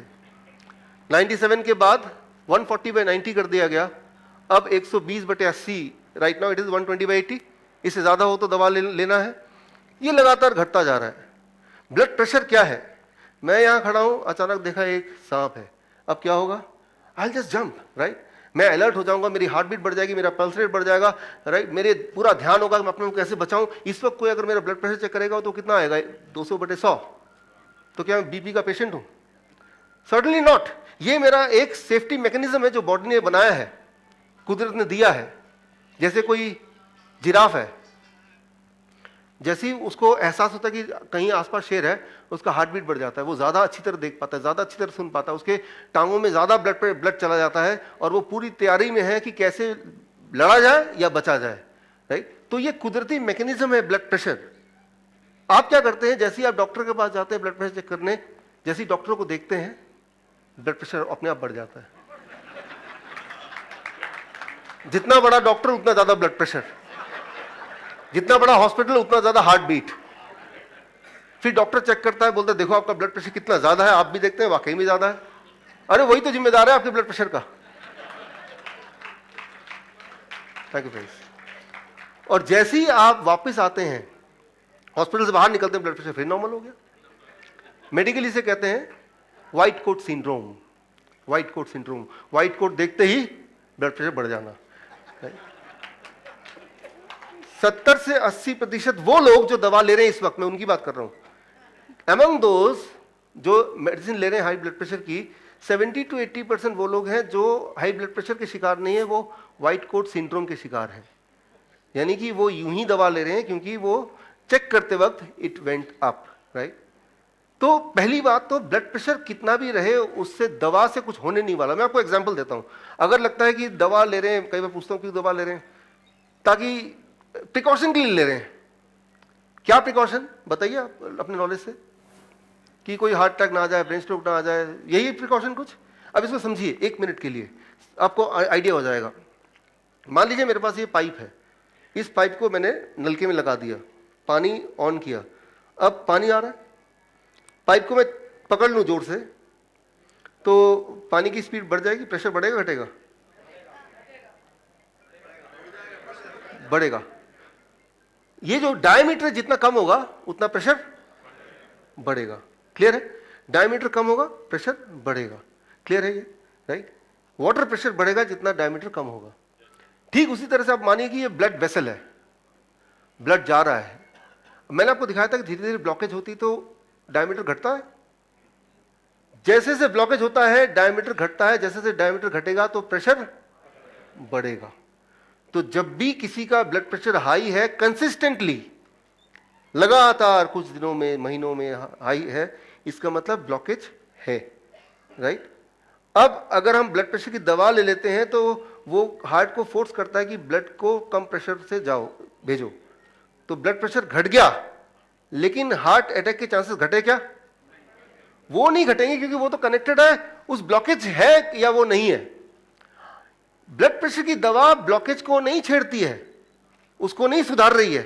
ब्लड प्रेशर की दवा आपके हार्ट को फोर्स कर रही है कि वो धीरे धीरे पंप करे। इसीलिए जो लोग ब्लड प्रेशर की दवा लेते हैं उनमें ज्यादातर लोग with in 1 year of taking the blood pressure medicine they become important, infertile, right? Sexual dysfunction, ये सारी बीमारियां आती हैं क्योंकि सेक्सुअल फंक्शनिंग के लिए high blood pressure is very important, right, at a particular stage. So मैं ये बोलना चाह रहा हूं कि ब्लड प्रेशर की दवा से आपका प्रोटेक्शन हो रहा है, ऐसा नहीं है। ब्लड प्रेशर जरूर ब्लड प्रेशर घटा रहा है, लेकिन हार्ट अटैक का संबंध अगर है तो वो हार्ट की ब्लॉकेज से है, और ब्लॉकेज का संबंध है ब्लड प्रेशर से, राइट? तो दवा से आप ब्लड प्रेशर घटाएंगे तो ब्लड प्रेशर कम दिखेगा मॉनिटर में, लेकिन उससे chances of heart disease will not reduce. लेकिन अगर वो ब्लॉकेज हटा ले किसी तरह से तो भी ब्लड प्रेशर कम हो जाएगा, अब आपकी हार्ट डिजीज के चांसेस कम हो जाए। तो रियल क्वेश्चन है कि ब्लॉकेज कैसे हटाएं, मैं आगे आऊंगा उस पर, how to remove the blockage, right. मान लीजिए मैं आपसे पूछता हूं इस शहर में यहाँ पे what is the safe driving speed, बताइए, जिसमें गाड़ी सेफली चल पाए। 40, 60, मैं 40 ले लेता हूं, राइट। तो मैं 40 की स्पीड, मैंने कुछ ऐसा लगाया जुगाड़ कि जब भी मेरी गाड़ी स्टार्ट होगी एग्जैक्टली 40 पे स्टार्ट होगी, ना तो कम ना ज्यादा, exactly 40। Will that be safe? Certainly not. As an expert driver मुझे पता है कि हर पल मैं सर्कमस्टेंस देखूंगा, I will see the circumstance, right, और उसके हिसाब से मैं गाड़ी को, अपनी स्पीड को मैनिपुलेट करूंगा। कई बार हो सकता है कि 100 किलोमीटर की स्पीड जब मैं ओवरटेक कर रहा हूं, 100 की स्पीड भी जरूरत पड़ सकती है मुझे। जैसे अगर आप देख रहे हैं कि कोई सांप मेरी तरफ आ रहा है तो मेरा ब्लड प्रेशर बढ़ेगा, 200/100 भी हो सकता है, राइट। लेकिन अगर मैं ये सोचूं, डॉक्टर से पूछा, उसने बोला 120/80 होना चाहिए, मैंने एक जुगाड़ लगाया बॉडी में, कुछ भी हो जाए इससे ज्यादा नहीं, जैसा कि आप लगाते हैं दवा खा खा के जबरदस्ती, कि वो 120/80 के आसपास ही रहे, राइट। तो मेरा रिएक्शन क्या होगा जरा देखिए, यहां से सांप आ रहा है, अचानक मैंने देखा और वो सांप ऑलमोस्ट आ चुका था, माई रिएक्शन, ब्लड प्रेशर 120/80 पे मैंने उसको रोका हुआ है, तो मेरा रिएक्शन होगा ठीक है आने दो, कोई बात नहीं। तो सोचिए, ये जो फीलिंग है, डर का एहसास है, एहसास डर का या अलर्टनेस का, या मुझे बचना है या खतरे की घंटी है, ये एहसास आता कहां से है? ये एहसास आता है कि जब ब्रेन हार्ट को बोलता है, हार्ट कई सारी चीज मैनिपुलेट करता है, कई सारे ऐसे हार्मोन प्रोड्यूस करता है कि एकाएक ब्लड प्रेशर बढ़ जाता है। Along with that alertness and fear, वो सारी चीज तब आती है, राइट। तो आपकी जो सोच है, आपकी जो इमोशंस है, they are not independent of your blood pressure. इसीलिए देखा गया, आप में से कुछ लोग मानेंगे, जो लोग ब्लड प्रेशर की दवाइयां लेते हैं वो कुछ समय में जाके डिप्रेशन की दवाई भी उनको लेनी पड़ती है, right. They started becoming depressed, क्योंकि वो forceful depression, forcefully blood pressure को रोका जा रहा है। तो मैं यहां पे ये बताना चाह रहा हूं बहुत ही शॉर्ट में कि अगर आप में से कोई ब्लड प्रेशर की दवा ले रहे हैं और सोच रहे हैं कि ब्लड प्रेशर की दवा लेके मैं कोई प्रोटेक्शन कर पा रहा हूं किसी तरह से, तो surely it is not going to happen, वो ना करें। तो छोड़ना कैसे, दोबारा से वो सवाल है, उसके लिए 7वां रूल तक हमें जाना पड़ेगा, how to drop it, right. छोड़ें कैसे, राइट, क्योंकि एक ऑलरेडी बॉडी को एक आदत पड़ चुकी है, कई साल तक ले रहे हैं तो आदत पड़ चुकी है, राइट। तो वो एक दिन में नहीं छोड़ सकते, वो धीरे धीरे छोड़ सकते हैं, 2 दिन, 3 दिन, 4 दिन, किसी किसी के केस में 7 दिन या 15 दिन। लेकिन हाउ टू डू इट वो मैं आपको बताऊंगा। लेकिन उससे पहले एक को डिस्कस कर लेते हैं। आज का जो बुक लॉन्च है वो इसी पे है, एड्स पे। एड्स हमारे आनंद वेदांत जी कहाँ पे है? ऊपर ही है कहीं यहाँ पे? हाँ पीछे, पीछे है, ठीक है। यहाँ है नहीं ना, ठीक है। उनके बारे में मुझे कुछ चुगली करनी थी, ठीक है, जल्दी बता देता हूँ। जैसे ही मैंने बोला कि एक बुक लॉन्च भी होने वाली है और वो HIV एड्स पे है, आ गए? अच्छा, अब तो मैंने शुरू कर ही दिया है। हाँ, वेदांत जी आप बस यहीं रहो। तो जैसे उन्होंने सुना कि आज बुक लॉन्च भी मैं करूँगा HIV एड्स, HIV एड्स यार इसको रहने देते हैं यार, किसी और दिन कर लेना इसको। तो मतलब HIV एड्स जो नाम है, वो नाम से ही हमें मतलब एक उससे कैसे बचा जाए, जैसे कि वो नाम लेने से ही किसी को HIV हो सकता है। तो ये एक भ्रम है आज के ज़माने में कि ये नाम तक हम लेना नहीं पसंद करते, सुनना नहीं पसंद करते। तो आप सोचिए कि माहौल, ये सिर्फ मैं आनंद वेदांत की बात है, किसी एक की बात नहीं कर रहा हूँ, मैं हमें से हर एक की बात कर रहा हूँ कि इस तरह से वो साइकोलॉजिकली फियर हर एक के दिमाग में इतना ज़्यादा घुसा हुआ है कि वो नाम इटसेल्फ से ही रोंगटे खड़े हो जाते हैं, नाम से ही। लेकिन मेरे इस लेक्चर का या हमारे जो ग्रुप का मकसद ये है कि आपके मन से डर भागे, और वो तभी हो सकता है जब पूरा कंट्रोल आपके हाथ में हो। तो इसको जरा 2 मिनट सुनिए कि HIV एड्स कोई नई बीमारी नहीं है, वो नया नाम दिया गया है कुछ बीमारियों को। मैं आपको हिस्ट्री बता रहा हूं 1 मिनट में। कोई सवाल वगैरह होंगे तो आप लिखते ही जा रहे हैं, मैं ये अज्यूम कर रहा हूं, क्योंकि मैं अभी लगातार बोल रहा हूं, आपको बोलने का मौका नहीं दे रहा। 1981 में 12 बीमारियों को इकट्ठा किया गया, जैसे डायरिया है या फिर ट्यूबरकुलोसिस है या निमोनिया है, इस तरह के 12 बीमारियां, कुछ तरह के कैंसर हैं, कि ये 12 बीमारियां अगर किसी को हो जाए तो उसको ये वाला टेस्ट कराना, वो टेस्ट ये वाला एक टेस्ट कराना, मैं बताता हूँ इसके बारे में। और इसमें अगर पॉजिटिव निकलेगा तो उसे हम बोलेंगे, जैसे ट्यूबरकुलोसिस किसी को हो गया तो ये टेस्ट कराओ, पॉजिटिव निकलेगा बोलेंगे ये HIV एड्स, नेगेटिव निकलेगा तो बोलेंगे ट्यूबरकुलोसिस। 12 बीमारियां, राइट। और फिर उसको बढ़ा दिया गया 25 बीमारियां 1987 में, कुछ और बीमारियां उसमें जोड़ दी गई, राइट। कुछ और बैक्टीरियल इन्फेक्शन, वायरल इन्फेक्शन और जोड़ दिया गया, जैसे बुखार रहे, राइट, तो ये भी जोड़ दिया गया, राइट। उसमें अगर वो टेस्ट कराना, अगर पॉजिटिव निकले तो HIV एड्स बोलना और नेगेटिव निकले तो उस बीमारी का नाम। फिर इसी तरह से 1992 में 29 बीमारियां टोटल कर दी गई। 2008 और अभी तक 31 बीमारियों की लिस्ट है कि कोई भी इंसान अगर इन बीमारियों से आए तो चुपचाप उसका ये टेस्ट भी कर लेना, राइट, HIV टेस्ट कर लेना। तो जैसे फॉर एग्जाम्पल प्रेगनेंसी, ये बहुत इंपॉर्टेंट है। प्रेगनेंसी में भी अगर ये टेस्ट करते हैं तो 100 में से 1 का पॉजिटिव आएगा, वर्ल्ड एवरेज है। इसका मतलब ये नहीं कि उनके बॉडी में HIV एड्स है या HIV एक वायरस का नाम है, ह्यूमन इम्यूनोडेफिशिएंसी वायरस। इसका मतलब ये नहीं कि उसके अंदर एक वायरस है, बस इसका मतलब ये कि इससे पॉजिटिव आएगा और उसको बोल देंगे कि चुपचाप, ये प्रोटोकॉल का पार्ट है कि किसी को ना बताएं। जैसे डायबिटीज का पेशेंट सबको बताता ना कि मैं डायबिटीज पेशेंट हूँ, राइट। कैंसर का पेशेंट भी बताता है, सेक्सुअल डिसफंक्शन का पेशेंट भी बताता है। लेकिन HIV में आपने देखा हर 300 में से 1 आदमी, पूरे इंडिया की बात कर रहा हूँ, HIV एड्स की दवा खाता है।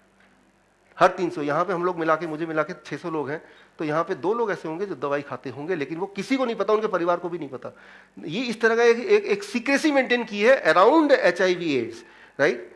तो जैसे कि कोई काला पानी हो गया हो, कोई एक मुजरिम है वो आदमी, ऐसा एक भावना क्रिएट कर दिया ताकि वो लोग किसी से बात ना कर पाए, किसी को अपनी बात ना बता पाए, और वो जो सीक्रेसी है वो सीक्रेटली मेंटेन हो। उसी चीज को मैं अगले 1 मिनट में खोलूंगा, फिर हम आगे बढ़ेंगे। तो इंपॉर्टेंट बात आप याद रखिए, ये ऐसी लिस्ट है 31 डिजीज की। वो लिस्ट कौन सी है वो आपको आखिर में मैं दे दूंगा। उस बीमारियों में जिनमें से एक प्रेगनेंसी भी है, अगर कोई भी टेस्ट करेगा, राइट, एंटीबॉडी टेस्ट बोलते हैं, तो टेस्ट में वो पॉजिटिव आएगा, आ सकता है 100 में से 1, 200 में से 1, डिपेंडिंग ऑन कौन सी बीमारी कितनी देर तक है, राइट। और वो टेस्ट का मतलब होता क्या है कि जब ये बीमारियां होती हैं तो बॉडी भी कुछ वायरस बनाता है, उसे कहते हैं HERV, human endogenous retrovirus, body बनाता है, और वो वायरस से भी ये पॉजिटिव आता है, राइट। लेकिन जब बीमारी चली जाती है, चली जाने के बाद वो वायरस चले जाते हैं। अब टेस्ट कराएंगे तो आएगा क्या पॉजिटिव? आएगा या नहीं आएगा? नहीं आएगा, लॉजिकली नहीं आएगा, आएगा नहीं। लेकिन आपने देखा होगा, जितना आपको आइडिया है, कि जो लोग एक बार HIV पॉजिटिव है तो जीवन भर HIV पॉजिटिव रहते हैं। जीवन पर कैसे रहेंगे कि HIV की दवा होती है, उसके बारे में बाद में टाइम मिलेगा क्वेश्चन राउंड में, तब हम डिस्कस करेंगे खुल के। तो वो दवा जैसे ही कोई लेगा तो वो दवा लगातार उस वायरस को बॉडी में बनाते रहेगा, right. It will continue to make that virus inside the body. वो दवा तो ले ही रहा लगातार, गवर्नमेंट तो फ्री देती है, और वो वायरस बनता रहता है। तो he will continue to remain HIV positive, right. तो इसके बारे में आगे बात करेंगे। मैं सिर्फ इतना बोलना चाह रहा हूं कि ये एक बहुत बड़ा, जैसे आपने डायबिटीज के बारे में आज देखा भी, ABP न्यूज का वो जो भी आपने देखा क्लिप, कोलेस्ट्रॉल हो, BP हो, ठीक इसी तरह से एड्स भी, राइट। जैसे वैक्सीनेशन है कि भाई किसी तरह से आपके जीवन का कंट्रोल, राइट, किसी और के हाथ में हो जाए, उसके लिए कुछ कानून, कुछ नियम, आज से 200 साल पहले, 300 साल पहले पंडितों ने कुछ नियम बनाए थे, है ना, ताकि वो उस नियम के अनुसार चलेंगे तो कुछ कंट्रोल उनके हाथ में। तो हर समाज के कुछ पंडित होते हैं, वो नियम बनाते हैं, जिसको साइंस का नाम दे दें, कोई रिलीजन का नाम दे दें, कोई भी नाम दे दें, लेकिन हमारा मकसद ये है कि हर एक का कंट्रोल हर एक के हाथ में हो, किसी और के हाथ में ना हो। सो डायग्नोसिस, कोई भी डायग्नोसिस हो, you should not depend on anybody else, right. इसको आगे चलते हैं डायग्नोसिस की दुनिया में। मैं आपको उदाहरण दे रहा हूँ, ये मैंने आपको बताया था, ये उदाहरण दूंगा मैं। मान लीजिए ये इन्वेस्टिगेटिव रेडियोलॉजी जर्नल 1991, 10 लोग आपने ले लिए जो परफेक्टली हेल्दी है, कोई भी 10 लोग चुन लीजिए परफेक्टली हेल्दी, और उन सबको अल्ट्रासाउंड कराइए, और वर्ल्ड एवरेज है 10% के बॉडी में गॉलस्टोन मिलेंगे। वो इतने बड़े साइज के होंगे कि डॉक्टर बोलेगा अभी सर्जरी कराओ, नहीं तो आपकी मृत्यु निश्चित है। 10%, मतलब मैंने आपको बताया था कि at any point of time gallstone हो सकता है, और वो निकलेगा भी, लेकिन निकलने के बाद आउटकम क्या होगा? पेशेंट के मन में भय, उनके परिवार वालों के मन में भय। अब क्या होगा कि उस गॉलस्टोन को किसी भी तरह से निकालो। जब वो निकालेंगे, याद रखिए कि हमारी बॉडी को भगवान ने पैक करके भेजा है निकालने, खोलने के लिए नहीं। गाड़ी को चलाना तो है, लेकिन उसके पुर्जों को अलग नहीं करना है, राइट। वो हमें, और जैसे ही अलग करेंगे तो आपकी बॉडी सेम नहीं रहेगी जैसे पहले है। तो ये सर्जरी वाली बात मैं अगले नियम में आऊँगा, लेकिन मैं यहाँ पे कुछ उदाहरण दे रहा हूँ। ठीक उसी तरह से अगर बैक पेन जिनकी हिस्ट्री नहीं है, ऐसे 10 लोग ले लीजिए जिनको जीवन में कभी बैक पेन ना था ना कभी है, बिल्कुल परफेक्टली हेल्दी है, एथलीट है, उन सब के सबको अगर आप बोलेंगे चलो स्कैन करा के देखो, राइट, सो एमआरआई करा के देखो, तो और डॉक्टर को नहीं बताया कि भाई ये इनमें से कोई पेशेंट नहीं है, एक्चुअली ये यूं ही करा रहे हैं, लेकिन डॉक्टर को सिर्फ ये बताया कि इन 10 के 10 को बहुत दर्द है, तो वो किसी 50-50% तक को बता देगा कि भाई आपके डिस्क में वाकई में दिक्कत है और बहुत भयंकर दिक्कत है, उसमें सर्जरी की जरूरत है। ये मैं नहीं बोल रहा हूँ, ये ऑलरेडी मेन स्ट्रीम जर्नल जो है new England Journal of medicine, new England Journal of medicine number 1 medicine है, जर्नल है दुनिया का, टॉप के 1 या 2 में आता है। British medical journal, new England Journal of medicine top के 1 या 2 में आता है। इस जर्नल में आने का मतलब कि उसमें ज्यादा क्वेश्चन नहीं है फिर, राइट। तो ठीक उसी तरह से जिन लोगों के घुटनों में दर्द का कोई हिस्ट्री नहीं था ना कभी है, ऐसे लोगों को ले लीजिए 10 लोगों को और उनको एमआरआई स्कैन कराइए, और डॉक्टर को नहीं पता कि इन 10 को हिस्ट्री नहीं था, डॉक्टर को ये पता कि इनके पैरों जोड़ों में बहुत दर्द है, वो 40% को उस एमआरआई के बेसिस पे बता देगा कि इनके तो भाई घुटने बदलने हैं। Again new England Journal of medicine 2008, right. कि मैं ये बोलना चाह रहा हूं कि आपको घुटने की दर्द होती है तो आप जाते हैं और वो एमआरआई कराते हैं, स्कैन कराते हैं, what ever you do, right. फिर वो बताता है कि हाँ देखो आपके घुटने में दर्द भी था और ये भी बता रहा है। आप इसका उल्टा करा दीजिए, खर्चा कीजिए थोड़ा पैसा, 10 लोगों को इकट्ठे कीजिए, मैं भी एक आ जाऊंगा, मेरे घुटने में कोई दर्द नहीं फिलहाल, राइट। और फिर डॉक्टर बोलिए 10 के 10 मरीज हैं घुटनों के, इनका एमआरआई कराइए, देखिए कुछ हो सकता है कि नहीं। आप ये एक्सपेरिमेंट कीजिए, पैसा तो लगता है मेडिकल में, तो मान लीजिए वही वाला पैसा है यहाँ पे। And then according to New England Journal of Medicine 40% वाला डॉक्टर, कोई 40% को बोलेगा कि ये भयंकर केस है, इमीडिएट सर्जरी या कुछ इसको थेरेपी की जरूरत है। ठीक इसी तरह से कैंसर के केस में अगर बात करें कि कैंसर का लंप, राइट, कई बार बोलते हैं कि स्कैन कराया मुझे ट्यूमर दिखाई दिया, वो कैंसरस ट्यूमर हो सकता है तो बायोप्सी किया, ये सारी चीजें मैं आपको पहले ही बताया। और अब यहाँ पे देख लीजिए again new England Journal of medicine कि 35% लोगों के जो लंप होंगे जो सीटी स्कैन में आए हैं, वो डॉक्टर प्रिडिक्ट करेगा कि ये लंप कैंसरस लंप हो सकते हैं, 35%, राइट। जबकि 99.9% केसेस में उन लंप का या उस ट्यूमर का कैंसर से कोई कनेक्शन एक्चुअली नहीं होता है। That is what is the report again in 2008। तो बोलने का मतलब यह है कि जो सीटी स्कैन है, जो अल्ट्रासाउंड है, ये जो ब्लड टेस्ट है, इसकी रिलायबिलिटी पे मैं आपको बात कर रहा हूं, राइट। कि रिलायबिलिटी हमें तब पता चलेगी जब एक हेल्दी आदमी का चेक करेंगे, और तब वो डॉक्टर को नहीं पता कि वो हेल्दी है कि नहीं है, उसके लिए वो पेशेंट है। अब देखिए वो डॉक्टर क्या बोलता है। तो इसमें आपको थोड़ा इंटरेस्ट लेना चाहिए। ये रिपोर्ट तो आपके सामने है, राइट। ये जिनको ये सारे रिपोर्ट चाहिए तो आपको जो फीडबैक फॉर्म मिला है उसमें आप लिख सकते हैं आई वांट दिस रिपोर्ट, और अपना ईमेल आईडी डाल देंगे तो मैं ये रिपोर्ट आपको भेज दूंगा। इसके डिटेल वाले भी भेज दूंगा जिसको और इंटरेस्ट है, गहराई में जाना है, राइट। या इसको इस तरह के कई सारे रिपोर्ट हैं, इनको स्किप करते हैं, आगे चलते हैं। Rule number 4, the most important, self diagnosis, the only way to diagnose. Diagnose करने का सिर्फ एक ही तरीका है। अगर कोई दिक्कत आपकी बॉडी में है तो सबसे पहले वो आपको पता चलेगा, आपका बॉडी खुद ही बताएगा, लेकिन हम वो देखते नहीं है, राइट। तो विजुअली नहीं देखते। अब देखिए इंडिया की बात करें, कई सारे देशों में मेरे ट्रेनिंग प्रोग्राम चलते हैं। इंडिया में एक खासियत है इंडियंस में कि कोई मोटा हो या पतला हो, हर एक की तोंद निकली रहती है। कई बार आते हैं पेशेंट, डॉक्टर देखिए मेरा क्रिएटिनिन 1.4 है, पहले 1.3 था, मेरा कोलेस्ट्रॉल 204 है, पहले 203 था, मेरा डायबिटीज HbA1c 5.7 क्यों हो गया, 5.6 होना चाहिए था। वो लेंस लेके देख रहा अपना ब्लड शुगर, वो रिपोर्ट, लेकिन एक बड़ा ट्यूमर जो यहां वो दिखता ही नहीं कभी उसको, राइट। भाई इतना बड़ा ट्यूमर है ये भी तो देखो, ना तो उसको दिखता है ना उसको डॉक्टर को दिखता है, ना कोई एमआरआई मशीन में वो ट्यूमर आएगा। और मैं आपको साबित कर सकता हूं, अगर आप बोल रहे हैं कि ये ट्यूमर नहीं है, इसमें वही सारे केमिकल्स हैं, राइट। अगर एनालिसिस करेंगे जो किसी छोटे ट्यूमर में होता है 1 सेंटीमीटर वाले, तो ये ट्यूमर है लेकिन ये इनविजिबल है, राइट। ना तो एमआरआई मशीन में आ रही है, ना डॉक्टर को दिख रहा है, ना पेशेंट को दिख रहा है। और पेशेंट आजकल जब भी पेशेंट आते हैं मैं देखता हूँ एक ये बड़ा सा मतलब पूरा फाइल होता है उनके पास, न जाने कौन कौन से ब्लड रिपोर्ट होते हैं जो मैंने कभी नाम भी नहीं सुने, नए नए जुड़ते जाते हैं और उन्हीं में वो अपना बीमारी ढूंढते हैं, और जो ऑब्वियस है सामने सामने दिख रहा है वो इनविजिबल है उनके लिए। सो मैं ये बोलना चाह रहा हूं कि हम इतने ज्यादा भ्रमित हो गए हैं, टेक्नोलॉजी पे ओवर डिपेंडेंट हो गए हैं कि हमारे ब्रेन भी एक टेक्नोलॉजी है, वो हम भूल चुके हैं। मैं उदाहरण देता हूं। अभी मान लीजिए आप सब आए यहाँ पे दूर दूर से, कुछ तो अलग अलग शहरों से भी आए हैं, कुछ लोग या काफ़ी अलग अलग शहर से आए हैं, मुझे पता है, राइट। अलग अलग स्टेट से आए हैं काफ़ी लोग, राइट। तो जो लोग गाजियाबाद से हैं उनको तो हिंदी भवन का पता है, बाकी को नहीं पता, इंक्लूडिंग मी। हम गूगल मैप लगा देते हैं, बोलता राइट लो, स्ट्रेट लो, लेफ्ट जाओ, ये जाओ, वो जाओ, करते करते करते करते, राइट, अचानक आप हिंदी भवन के सामने होते हैं और वो यहाँ पे आपको जिसने इनवाइट किया वो भी सामने बुला रहा है, भाई साहब ये हिंदी भवन आ गया है। गूगल मैप बोल रहा है नहीं 2 किलोमीटर आगे है। आप बोल रहे मैं नहीं मानूंगा, ये गूगल मैप क्यों नहीं बोल रहा? भाई साहब ये देखिए लिखा भी हुआ है, लेकिन यहां देखो ना, पहले यहां प्रूव करो आप। तो कई बार मैं देखता हूं पेशेंट ठीक हो गया, बिल्कुल हेल्दी है, पहले वो उठ नहीं पाता था, वो चल पाता है, दौड़ पाता है, सब कुछ कर पाता है, लेकिन उसका ब्लड शुगर रिपोर्ट यार 101 क्यों आ गया? वो 100 पहले दिखाओ मुझे।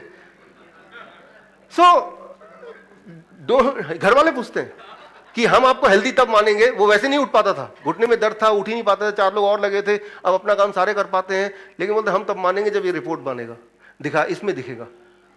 ऑन द कॉन्ट्रेरी रिपोर्ट बिल्कुल परफेक्ट दिखा रही है और आप एब्सोल्यूट पेन में हैं, डॉक्टर बोलेगा नहीं इनको कुछ नहीं हुआ है, इनका वहम है। अब किसको मानेंगे आप? मानिए उसको जो आपका बॉडी बोल रहा है, right, that is the truth. आपकी आंखें देख रही है, ये हिंदी भवन आपके कान को सुनाई दे रहा है, हिंदी भवन आप छू पा रहे हैं भवन को, तो उसको मानिए, राइट। टेक्नोलॉजी की हेल्प कभी कभी ले सकते हैं, बट उस तरह से नहीं कि उसको अपनी टेक्नोलॉजी को हमने इग्नोर कर दिया है। तो भगवान ने हमें एक टेक्नोलॉजी दी है। Thank you friends, thank you, thank you.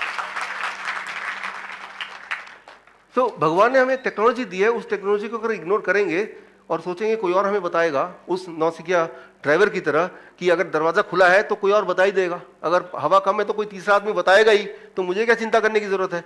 मुझे तो बस बाहर देखना कौन क्या बता रहा है, कौन बाइक वाला हाथ हिला रहा है, उस पर ध्यान रखना है मुझे, राइट।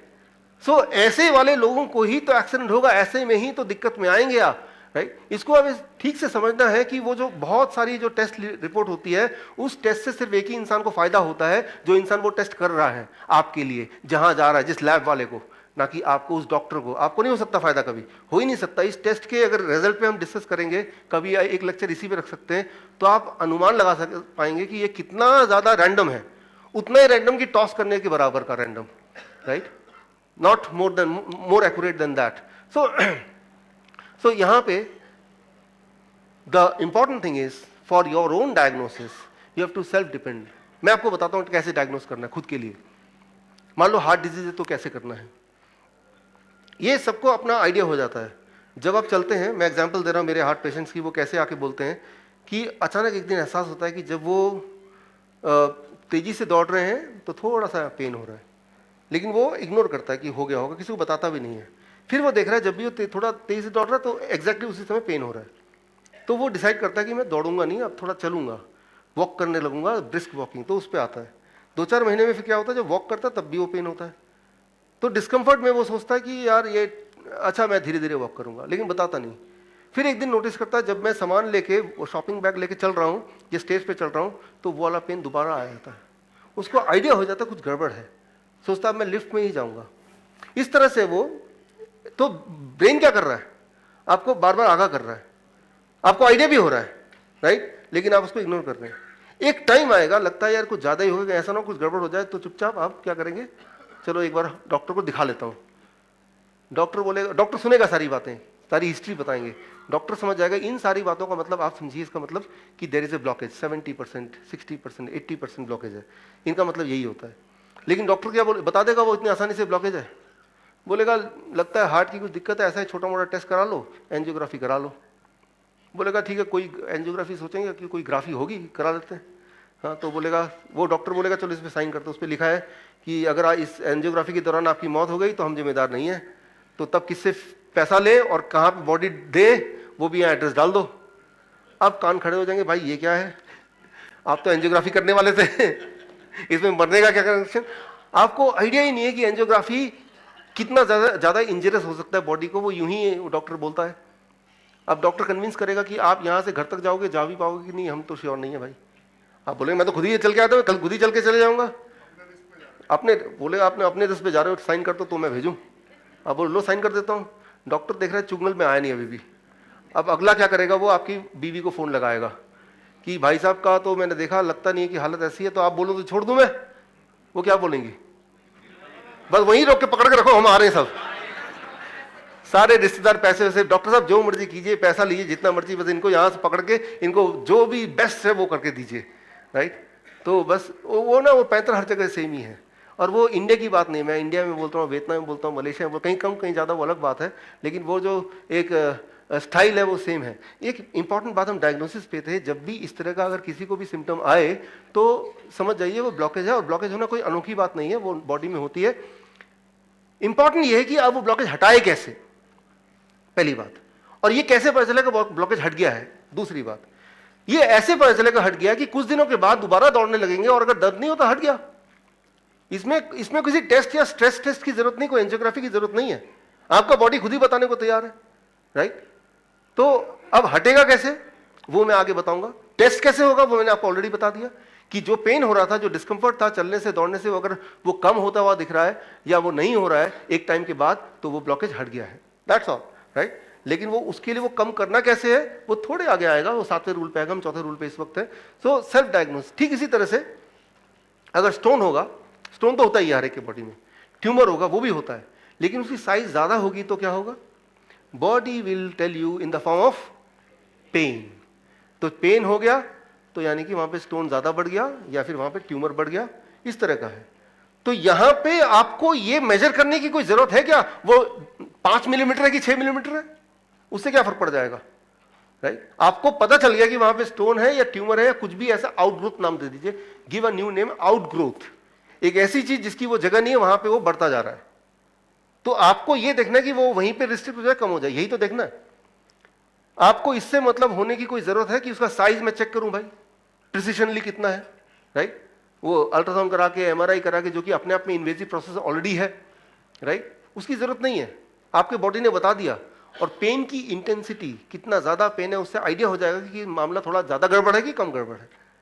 घबराने की बात यहां नहीं है, लेकिन उस वक्त बॉडी बता रही है, ब्रेन बता रही है, आपका ड्राइवर बता रहा है कि उसको ठीक कर लो।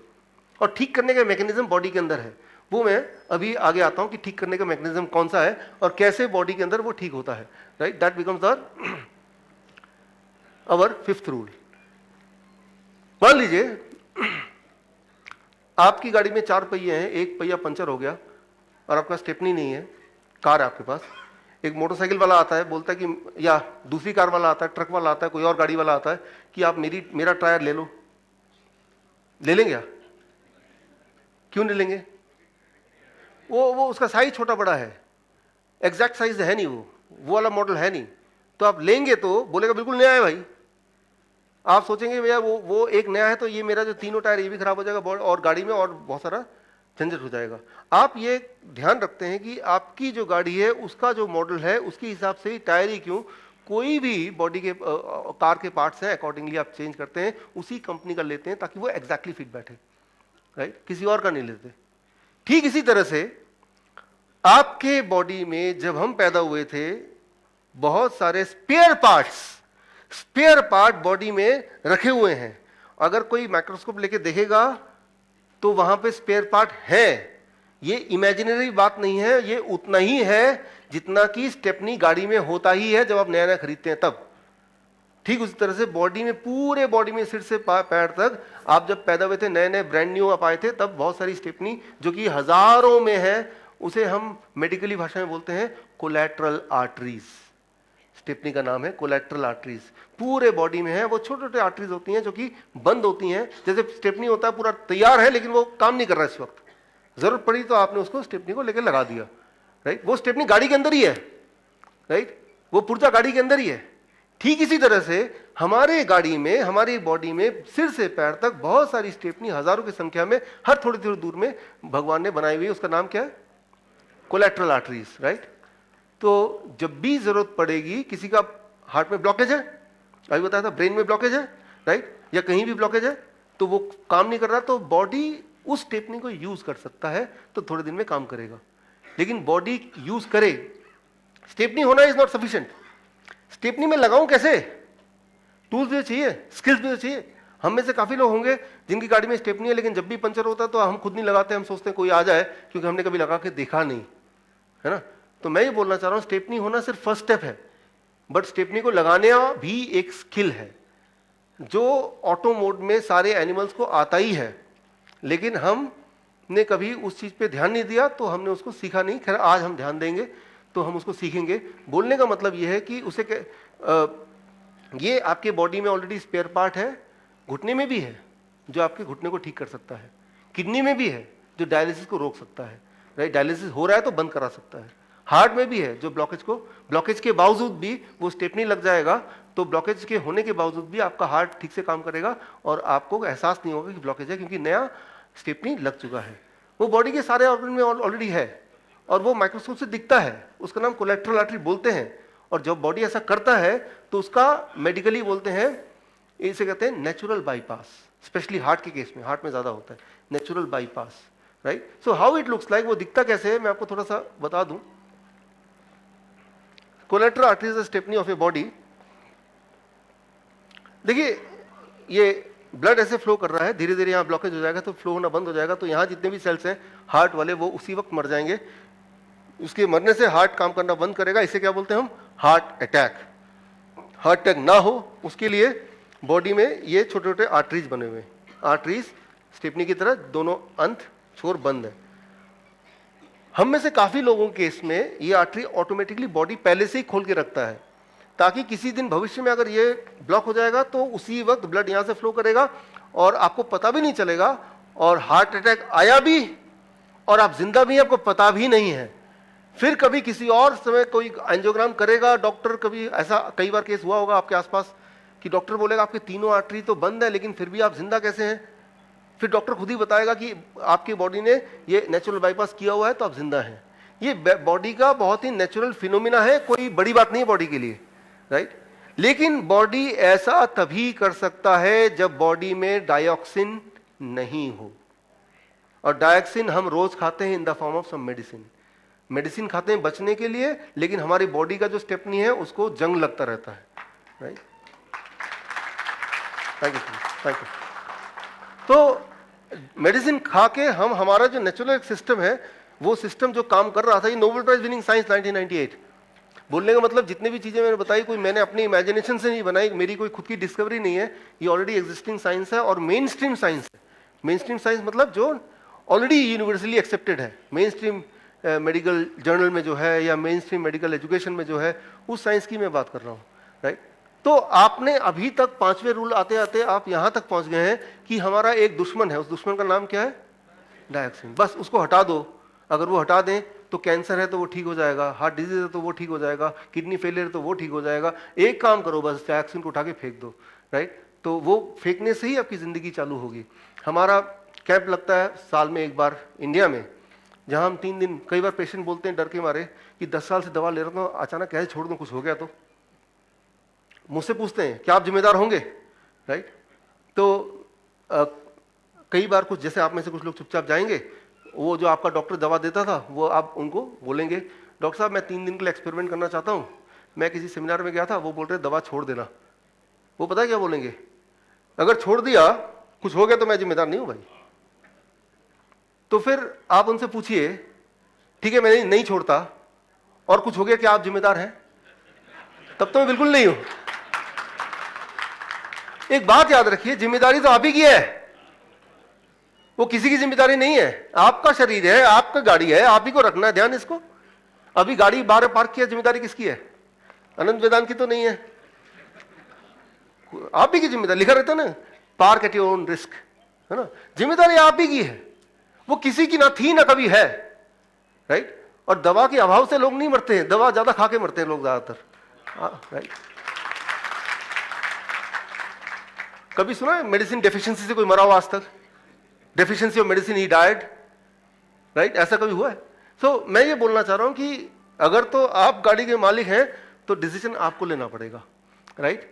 तो कई बार बोलते हैं डॉक्टर साहब ये रिस्क कैसे लें? अरे रिस्क तो ऑलरेडी ले रहे हैं आप, रोज पॉइजन खा के रिस्क तो ऑलरेडी ले रहे हैं आप। मैं तो बोल रहा हूँ रिस्क से बचो, राइट। खैर ये सारे सवाल आपको मैं हिंट दे रहा हूँ, एक्स्ट्रा टाइम में पूछ सकते हैं मुझसे, राइट। तो मैं ये बोलना चाह रहा हूँ कि वो डायोक्सिन जैसे ही बॉडी से निकलेगा तो ऑटोमेटिकली हम में से हर एक के बॉडी में पहले से ही इमीडिएटली बहुत सारे कोलेट्रल आर्टरीज बन जाएंगे, अलग अलग जगह पे, किडनी में, हार्ट में, ब्रेन में, हर जगह। और आप देखेंगे भाई कुछ ही दिनों में 10 साल पहले जितने हेल्दी हुआ करते थे अपने आप ही लगेगा, आपका पेट अपने आप लगेगा गायब हो गया। लोग बोलेंगे क्या बात है, इतने पतले लग रहे हो, कमजोर हो गए हो, क्या बात है। बट ट्रुथ ये है कि इंडिया में क्या है कि पतले को लोग सोचते हैं कमजोर हो गए, पेट इतना बड़ा होगा यार क्या ताकतवर आदमी है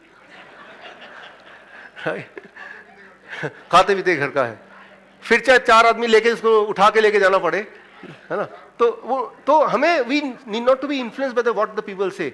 आपको you are your own driver, आपको खुद से पूछना है कि एम आई फीलिंग एनर्जेटिक, क्या मेरे पेन सारे खत्म हो गए हैं, क्या 20 साल पहले जो ताकत थी वही ताकत है मेरे पास, क्या मुझे रात को ठीक से नींद आती है, राइट। अगर सारे आंसर यस है तो ये ब्रेन का डायग्नोसिस है, राइट, इसको इग्नोर नहीं करना है, यही मेन है, राइट।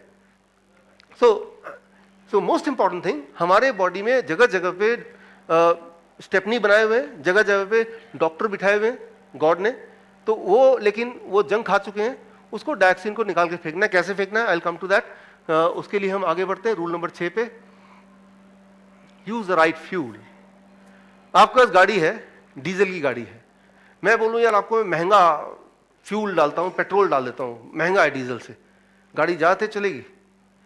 आप बोले नहीं यार ये डीजल है, डीजल डालो, मैं बोलूंगा चलो ऐसा करते हैं जेट फ्यूल, जो हवाई जहाज का वो डाल देता हूं।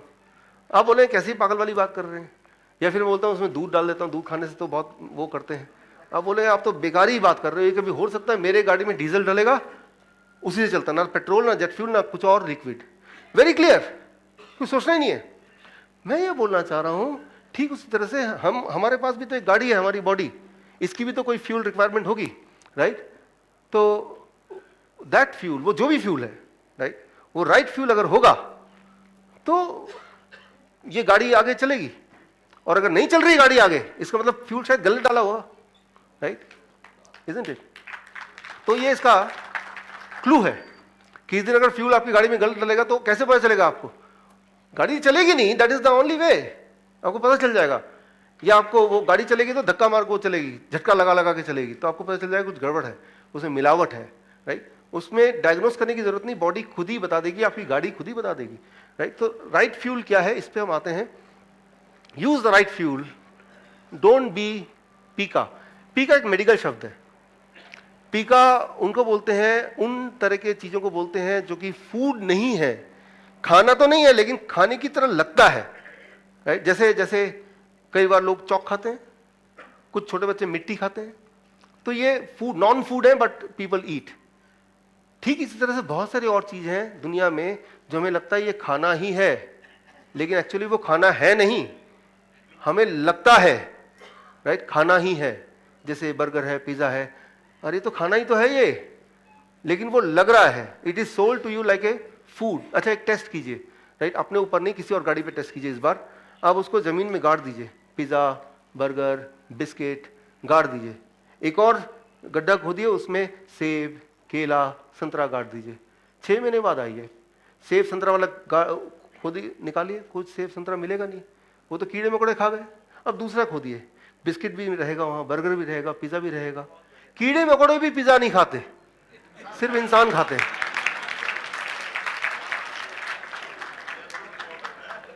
नॉन फूड, कीड़े मकोड़े भी पीका नहीं है, पीका इंसान है। वो दिखने में बोल रहे हैं फूड है, आपको बेच रहे हैं फूड है, आप खा रहे हैं सोच के फूड है। पूरे दुनिया के अगर सारे क्रिएचर ने उसको रिजेक्ट कर दिया, it can not be called as food, right. इसको मैं साइंटिफिकली समझाता हूं एग्जैक्टली, ताकि आज जब आप घर जाएं तो क्या करें, राइट। अब बात ये आ गया थ्योरेटिकल अभी तक, लेकिन what you have to do exactly once you go back home, step by step क्या करना है, उसके लिए आप देखिए थोड़ा पेशेंस के साथ। देखिए एक रिसर्च की मैं बात करता हूं, साइंस, ये मैंने जो रेफरेंस लिए हैं सिर्फ उन्हीं जगह से लिए हैं जो रियली हाईली एक्लेम्ड रेफरेंसेस है, जिसको कोई भी डिनाई कर ही नहीं सकता, बिल्कुल नहीं कर सकता। अगर इसको डिनाई कर रहा है तो अपने एग्जिस्टिंग मेडिकल एग्जिस्टेंस को डिनाई कर रहा है। और ये सारे रेफरेंसेस अगर जिनको चाहिए मैंने बताया, I can mail you all. 1922 में ये साइंस मैगजीन में आया कि vitamin E discovered in green leafy vegetable are major with major health benefit. ये देखा गया कि विटामिन ई जो है ग्रीन वेजिटेबल में, उसमें काफ़ी ज़्यादा हेल्थ बेनिफिट होता है, सेहत अच्छी रहती है। ठीक है, तो ध्यान सबका मिनरल पे गया, विटामिन पे गया कि ये विटामिन हमारे बॉडी के लिए काफ़ी अच्छा है। आगे देखिए 1993 में ये चलता रहा 1993 आ गया, new England Journal of medicine, ये जर्नल का नाम मैंने पहले भी लिया आपको 1-2 बार। देखा गया कि जिन लोगों के बॉडी में ब्लड में ज्यादा विटामिन ई की मात्रा पाई गई उनमें हार्ट की बीमारी कम है। तो क्लू क्या मिल गया? हार्ट की बीमारी ठीक करने के लिए क्या करना पड़ेगा बॉडी में? सिंपल क्लू मिल गया ना, लॉजिक तो यही कहता है, राइट? तो जिसमें हार्ट की बीमारी है तो विटामिन ई आपको बॉडी में डाल दो, ब्लड में ज्यादा हो जाएगा, हार्ट की बीमारी कम हो जाएगी। That is the logic. तो आफ्टर दिस, ये रिसर्च के बाद दुनिया भर में क्या हुआ, फार्मास्यूटिकल कंपनीज, मेडिसिन कंपनी, उन्होंने विटामिन ई की गोलियां बनाई, कैप्सूल बनाई, टॉनिक बनाई और वो बेचना शुरू कर दिया, राइट? अब लेकिन जो साइंस की नजर है, मेडिकल साइंस की, राइट, जो वो लगातार है उन लोगों पे जो विटामिन ई की कंजम्पशन ज्यादा कर रहे हैं in the form of tablet, tonic and capsules. अब देखा गया 2008 में, रिसेंटली पिछले 10 सालों में यह पता चला कि vitamin E supplement leads to increased heart disease. Try to understand, vitamin E अपने आप में हार्ट को नहीं प्रोटेक्ट करता है, विटामिन ई किस सोर्स से आ रहा है, that is most important, right? Vitamin E अगर सीधे हरे पत्ते से आ रहा है तो वो आपको हार्ट को प्रोटेक्ट करेगा, अगर विटामिन ई हरे पत्ते से नहीं आके बॉटल से आ रहा है तो वही का उल्टा हो जाएगा। Try to understand this, right?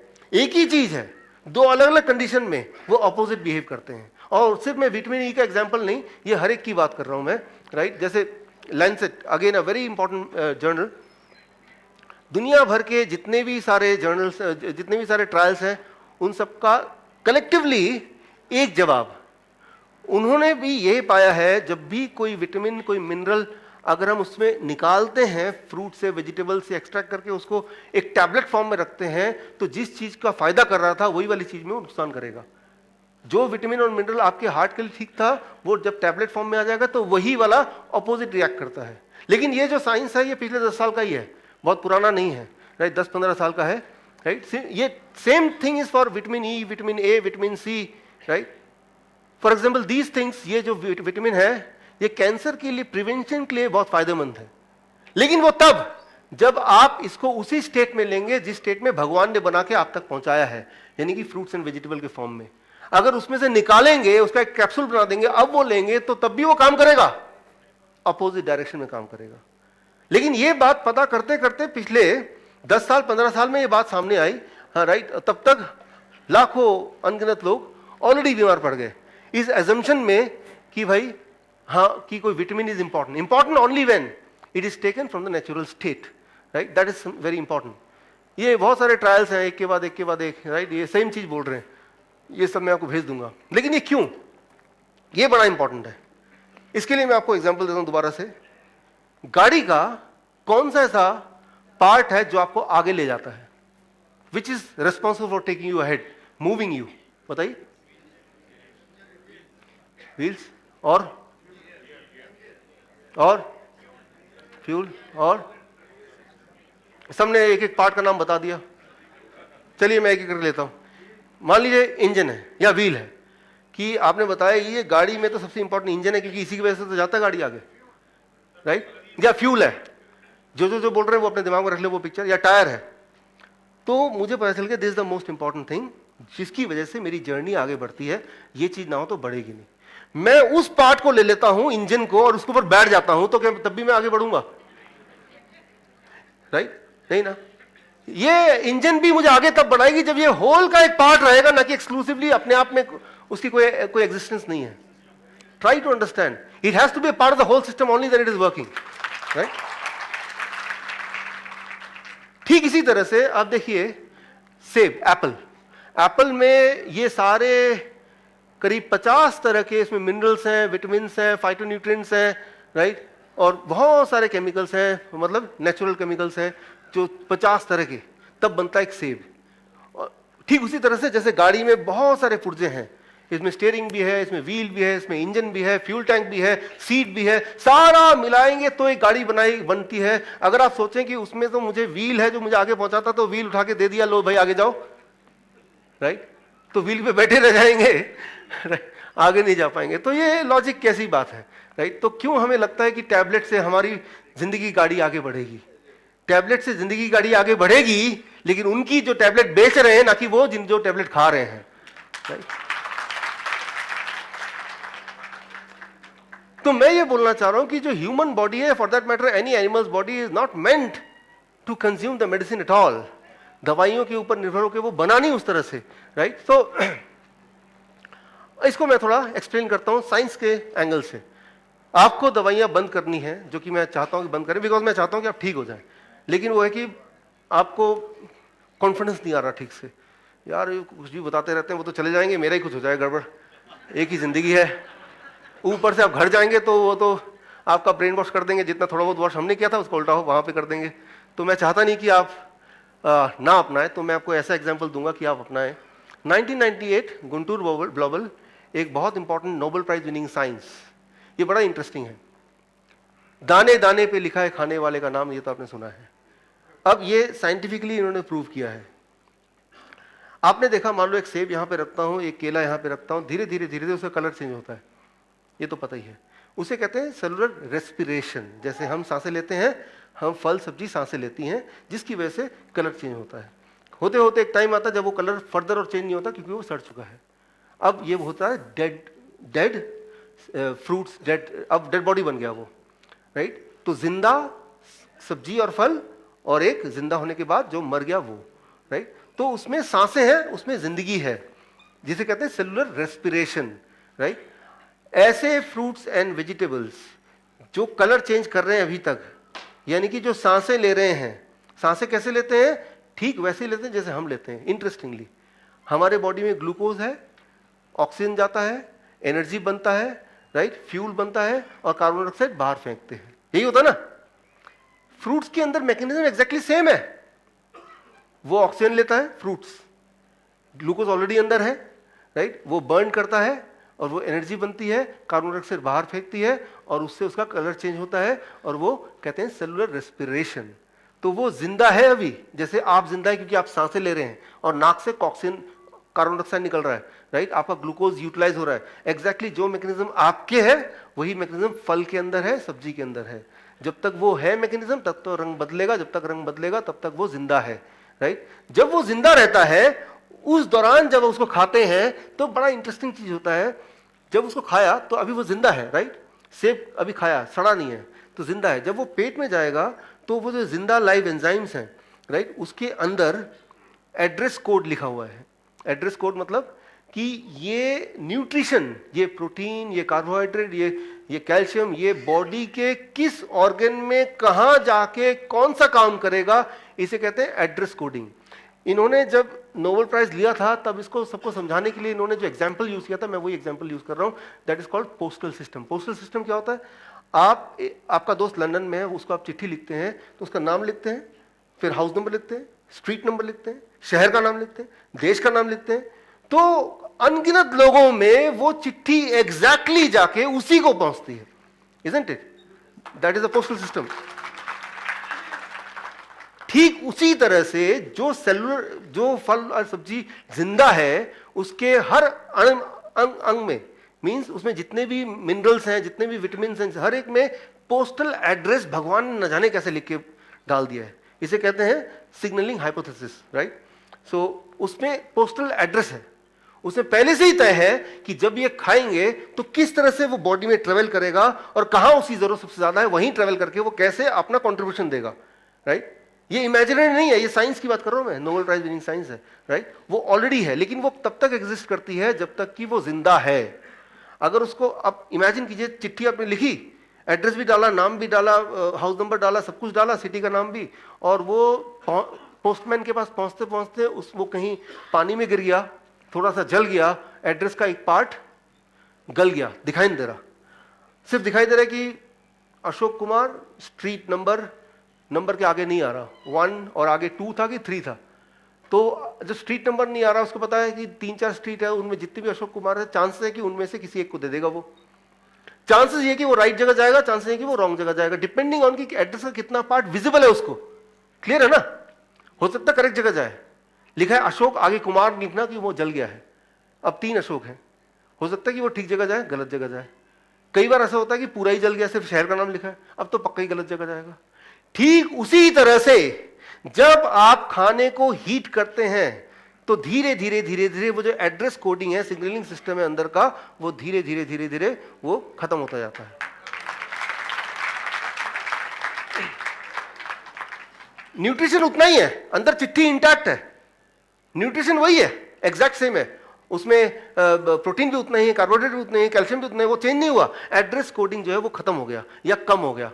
अब वो जब स्टमक में आता है, according to this Nobel prize, कि वो पता है कि यहाँ आगे हम अब जाना कहाँ है, पोस्टमैन के पास इतनी सारी चिट्ठियां तो आगे, लेकिन एड्रेस नहीं दिख रहा, तो पोस्टमैन क्या करेगा, रैंडमली इधर उधर देना शुरू कर देगा, भाई जिसकी किस्मत उसको मिल जाएगी, यही तो करेगा वो। ठीक इसी तरह से हमारी बॉडी भी, जो कि ड्राइवर है, राइट, वो सोचती है कि भाई ये आ तो गया है लेकिन मैं एड्रेस पढ़ा नहीं जा रहा, तो अपनी सूझबूझ से कोशिश करता है कि ठीक जगह पहुंचे या ना पहुंचे। And that is the beginning of illness. Illness की शुरुआत यहां से हो गई, राइट। सो बोलने का मतलब यह है कि अगर आप खाने को बॉडी के अंदर भेजते हैं बिना सिग्नलिंग सिस्टम को छेड़े, बिना एड्रेस कोड को छेड़े, तो आपके बॉडी में जहां ट्यूमर है, जहां स्टोन है, जहां पे ब्लॉकेज है, जो भी कुछ जहां पे है, वो न्यूट्रिशन वहीं पे जाएगा, उसको वहां करेक्ट करेगा। एंड ये नोबेल प्राइज विनिंग साइंस 1999 यही कहता है, right. So that happens on its own. It is nothing new now. It is already there in our body since millions of years. It is just discovered in 1999. ये already है, कोई आज नहीं बना है, राइट। आज हम ये समझने की कोशिश कर रहे हैं कि क्या हो गई गड़बड़। कई बार लोग आते हैं मेरे पास, हमारे बहुत अच्छे मित्र थे लखोटिया जी, जानते हैं आप, सुभाष लखोटिया, तो बिल्कुल हेल्दी दिखते थे और हेल्दी थे भी, और कैंसर हो गया उनको काफ़ी ज़्यादा। फिर आए कि उन्होंने मुझसे एक ही सवाल पूछा कि मैं तो वेजिटेरियन हूँ, मैं तो चाय तक नहीं पीता, या और मैं बाहर का खाना नहीं खाता, मैं बहुत ही ज़्यादा रिस्ट्रिक्टेड, चाय पीता हूँ तो बहुत कम, और एक्सरसाइज भी करता हूँ, योगा भी करता हूँ, कैंसर मुझे क्यों हुआ, राइट। तो एक बात याद रखिए कि आप जो खाते हैं, हम जो खाते हैं, ये कोई पॉइजन नहीं खाते, ये बात सच है, लेकिन हम जो भी खाना खाते हैं आपसे पूछूं कि क्या खाया था, जब भी कोई मेरे ऑफिस में आता तो मैं फॉर्म भराता हूँ, क्या खाया था, क्या खाते हैं आप, तो सुबह रोटी सब्जी, दोपहर को रोटी सब्जी, रात को रोटी सब्जी, या फिर और पिछले 10 साल से यही, या फिर सुबह सुबह चाय बिस्किट, शाम को भी चाय बिस्किट। ये पूरे इसमें आप बताइए सिग्नलिंग सिस्टम कहां गया, है ही नहीं। तो अब क्या है कि ये धीरे धीरे धीरे धीरे धीरे धीरे ब्रेन की भी समझ खत्म हो गई, and that is what is making you ill, that is what is making you cancerous, right.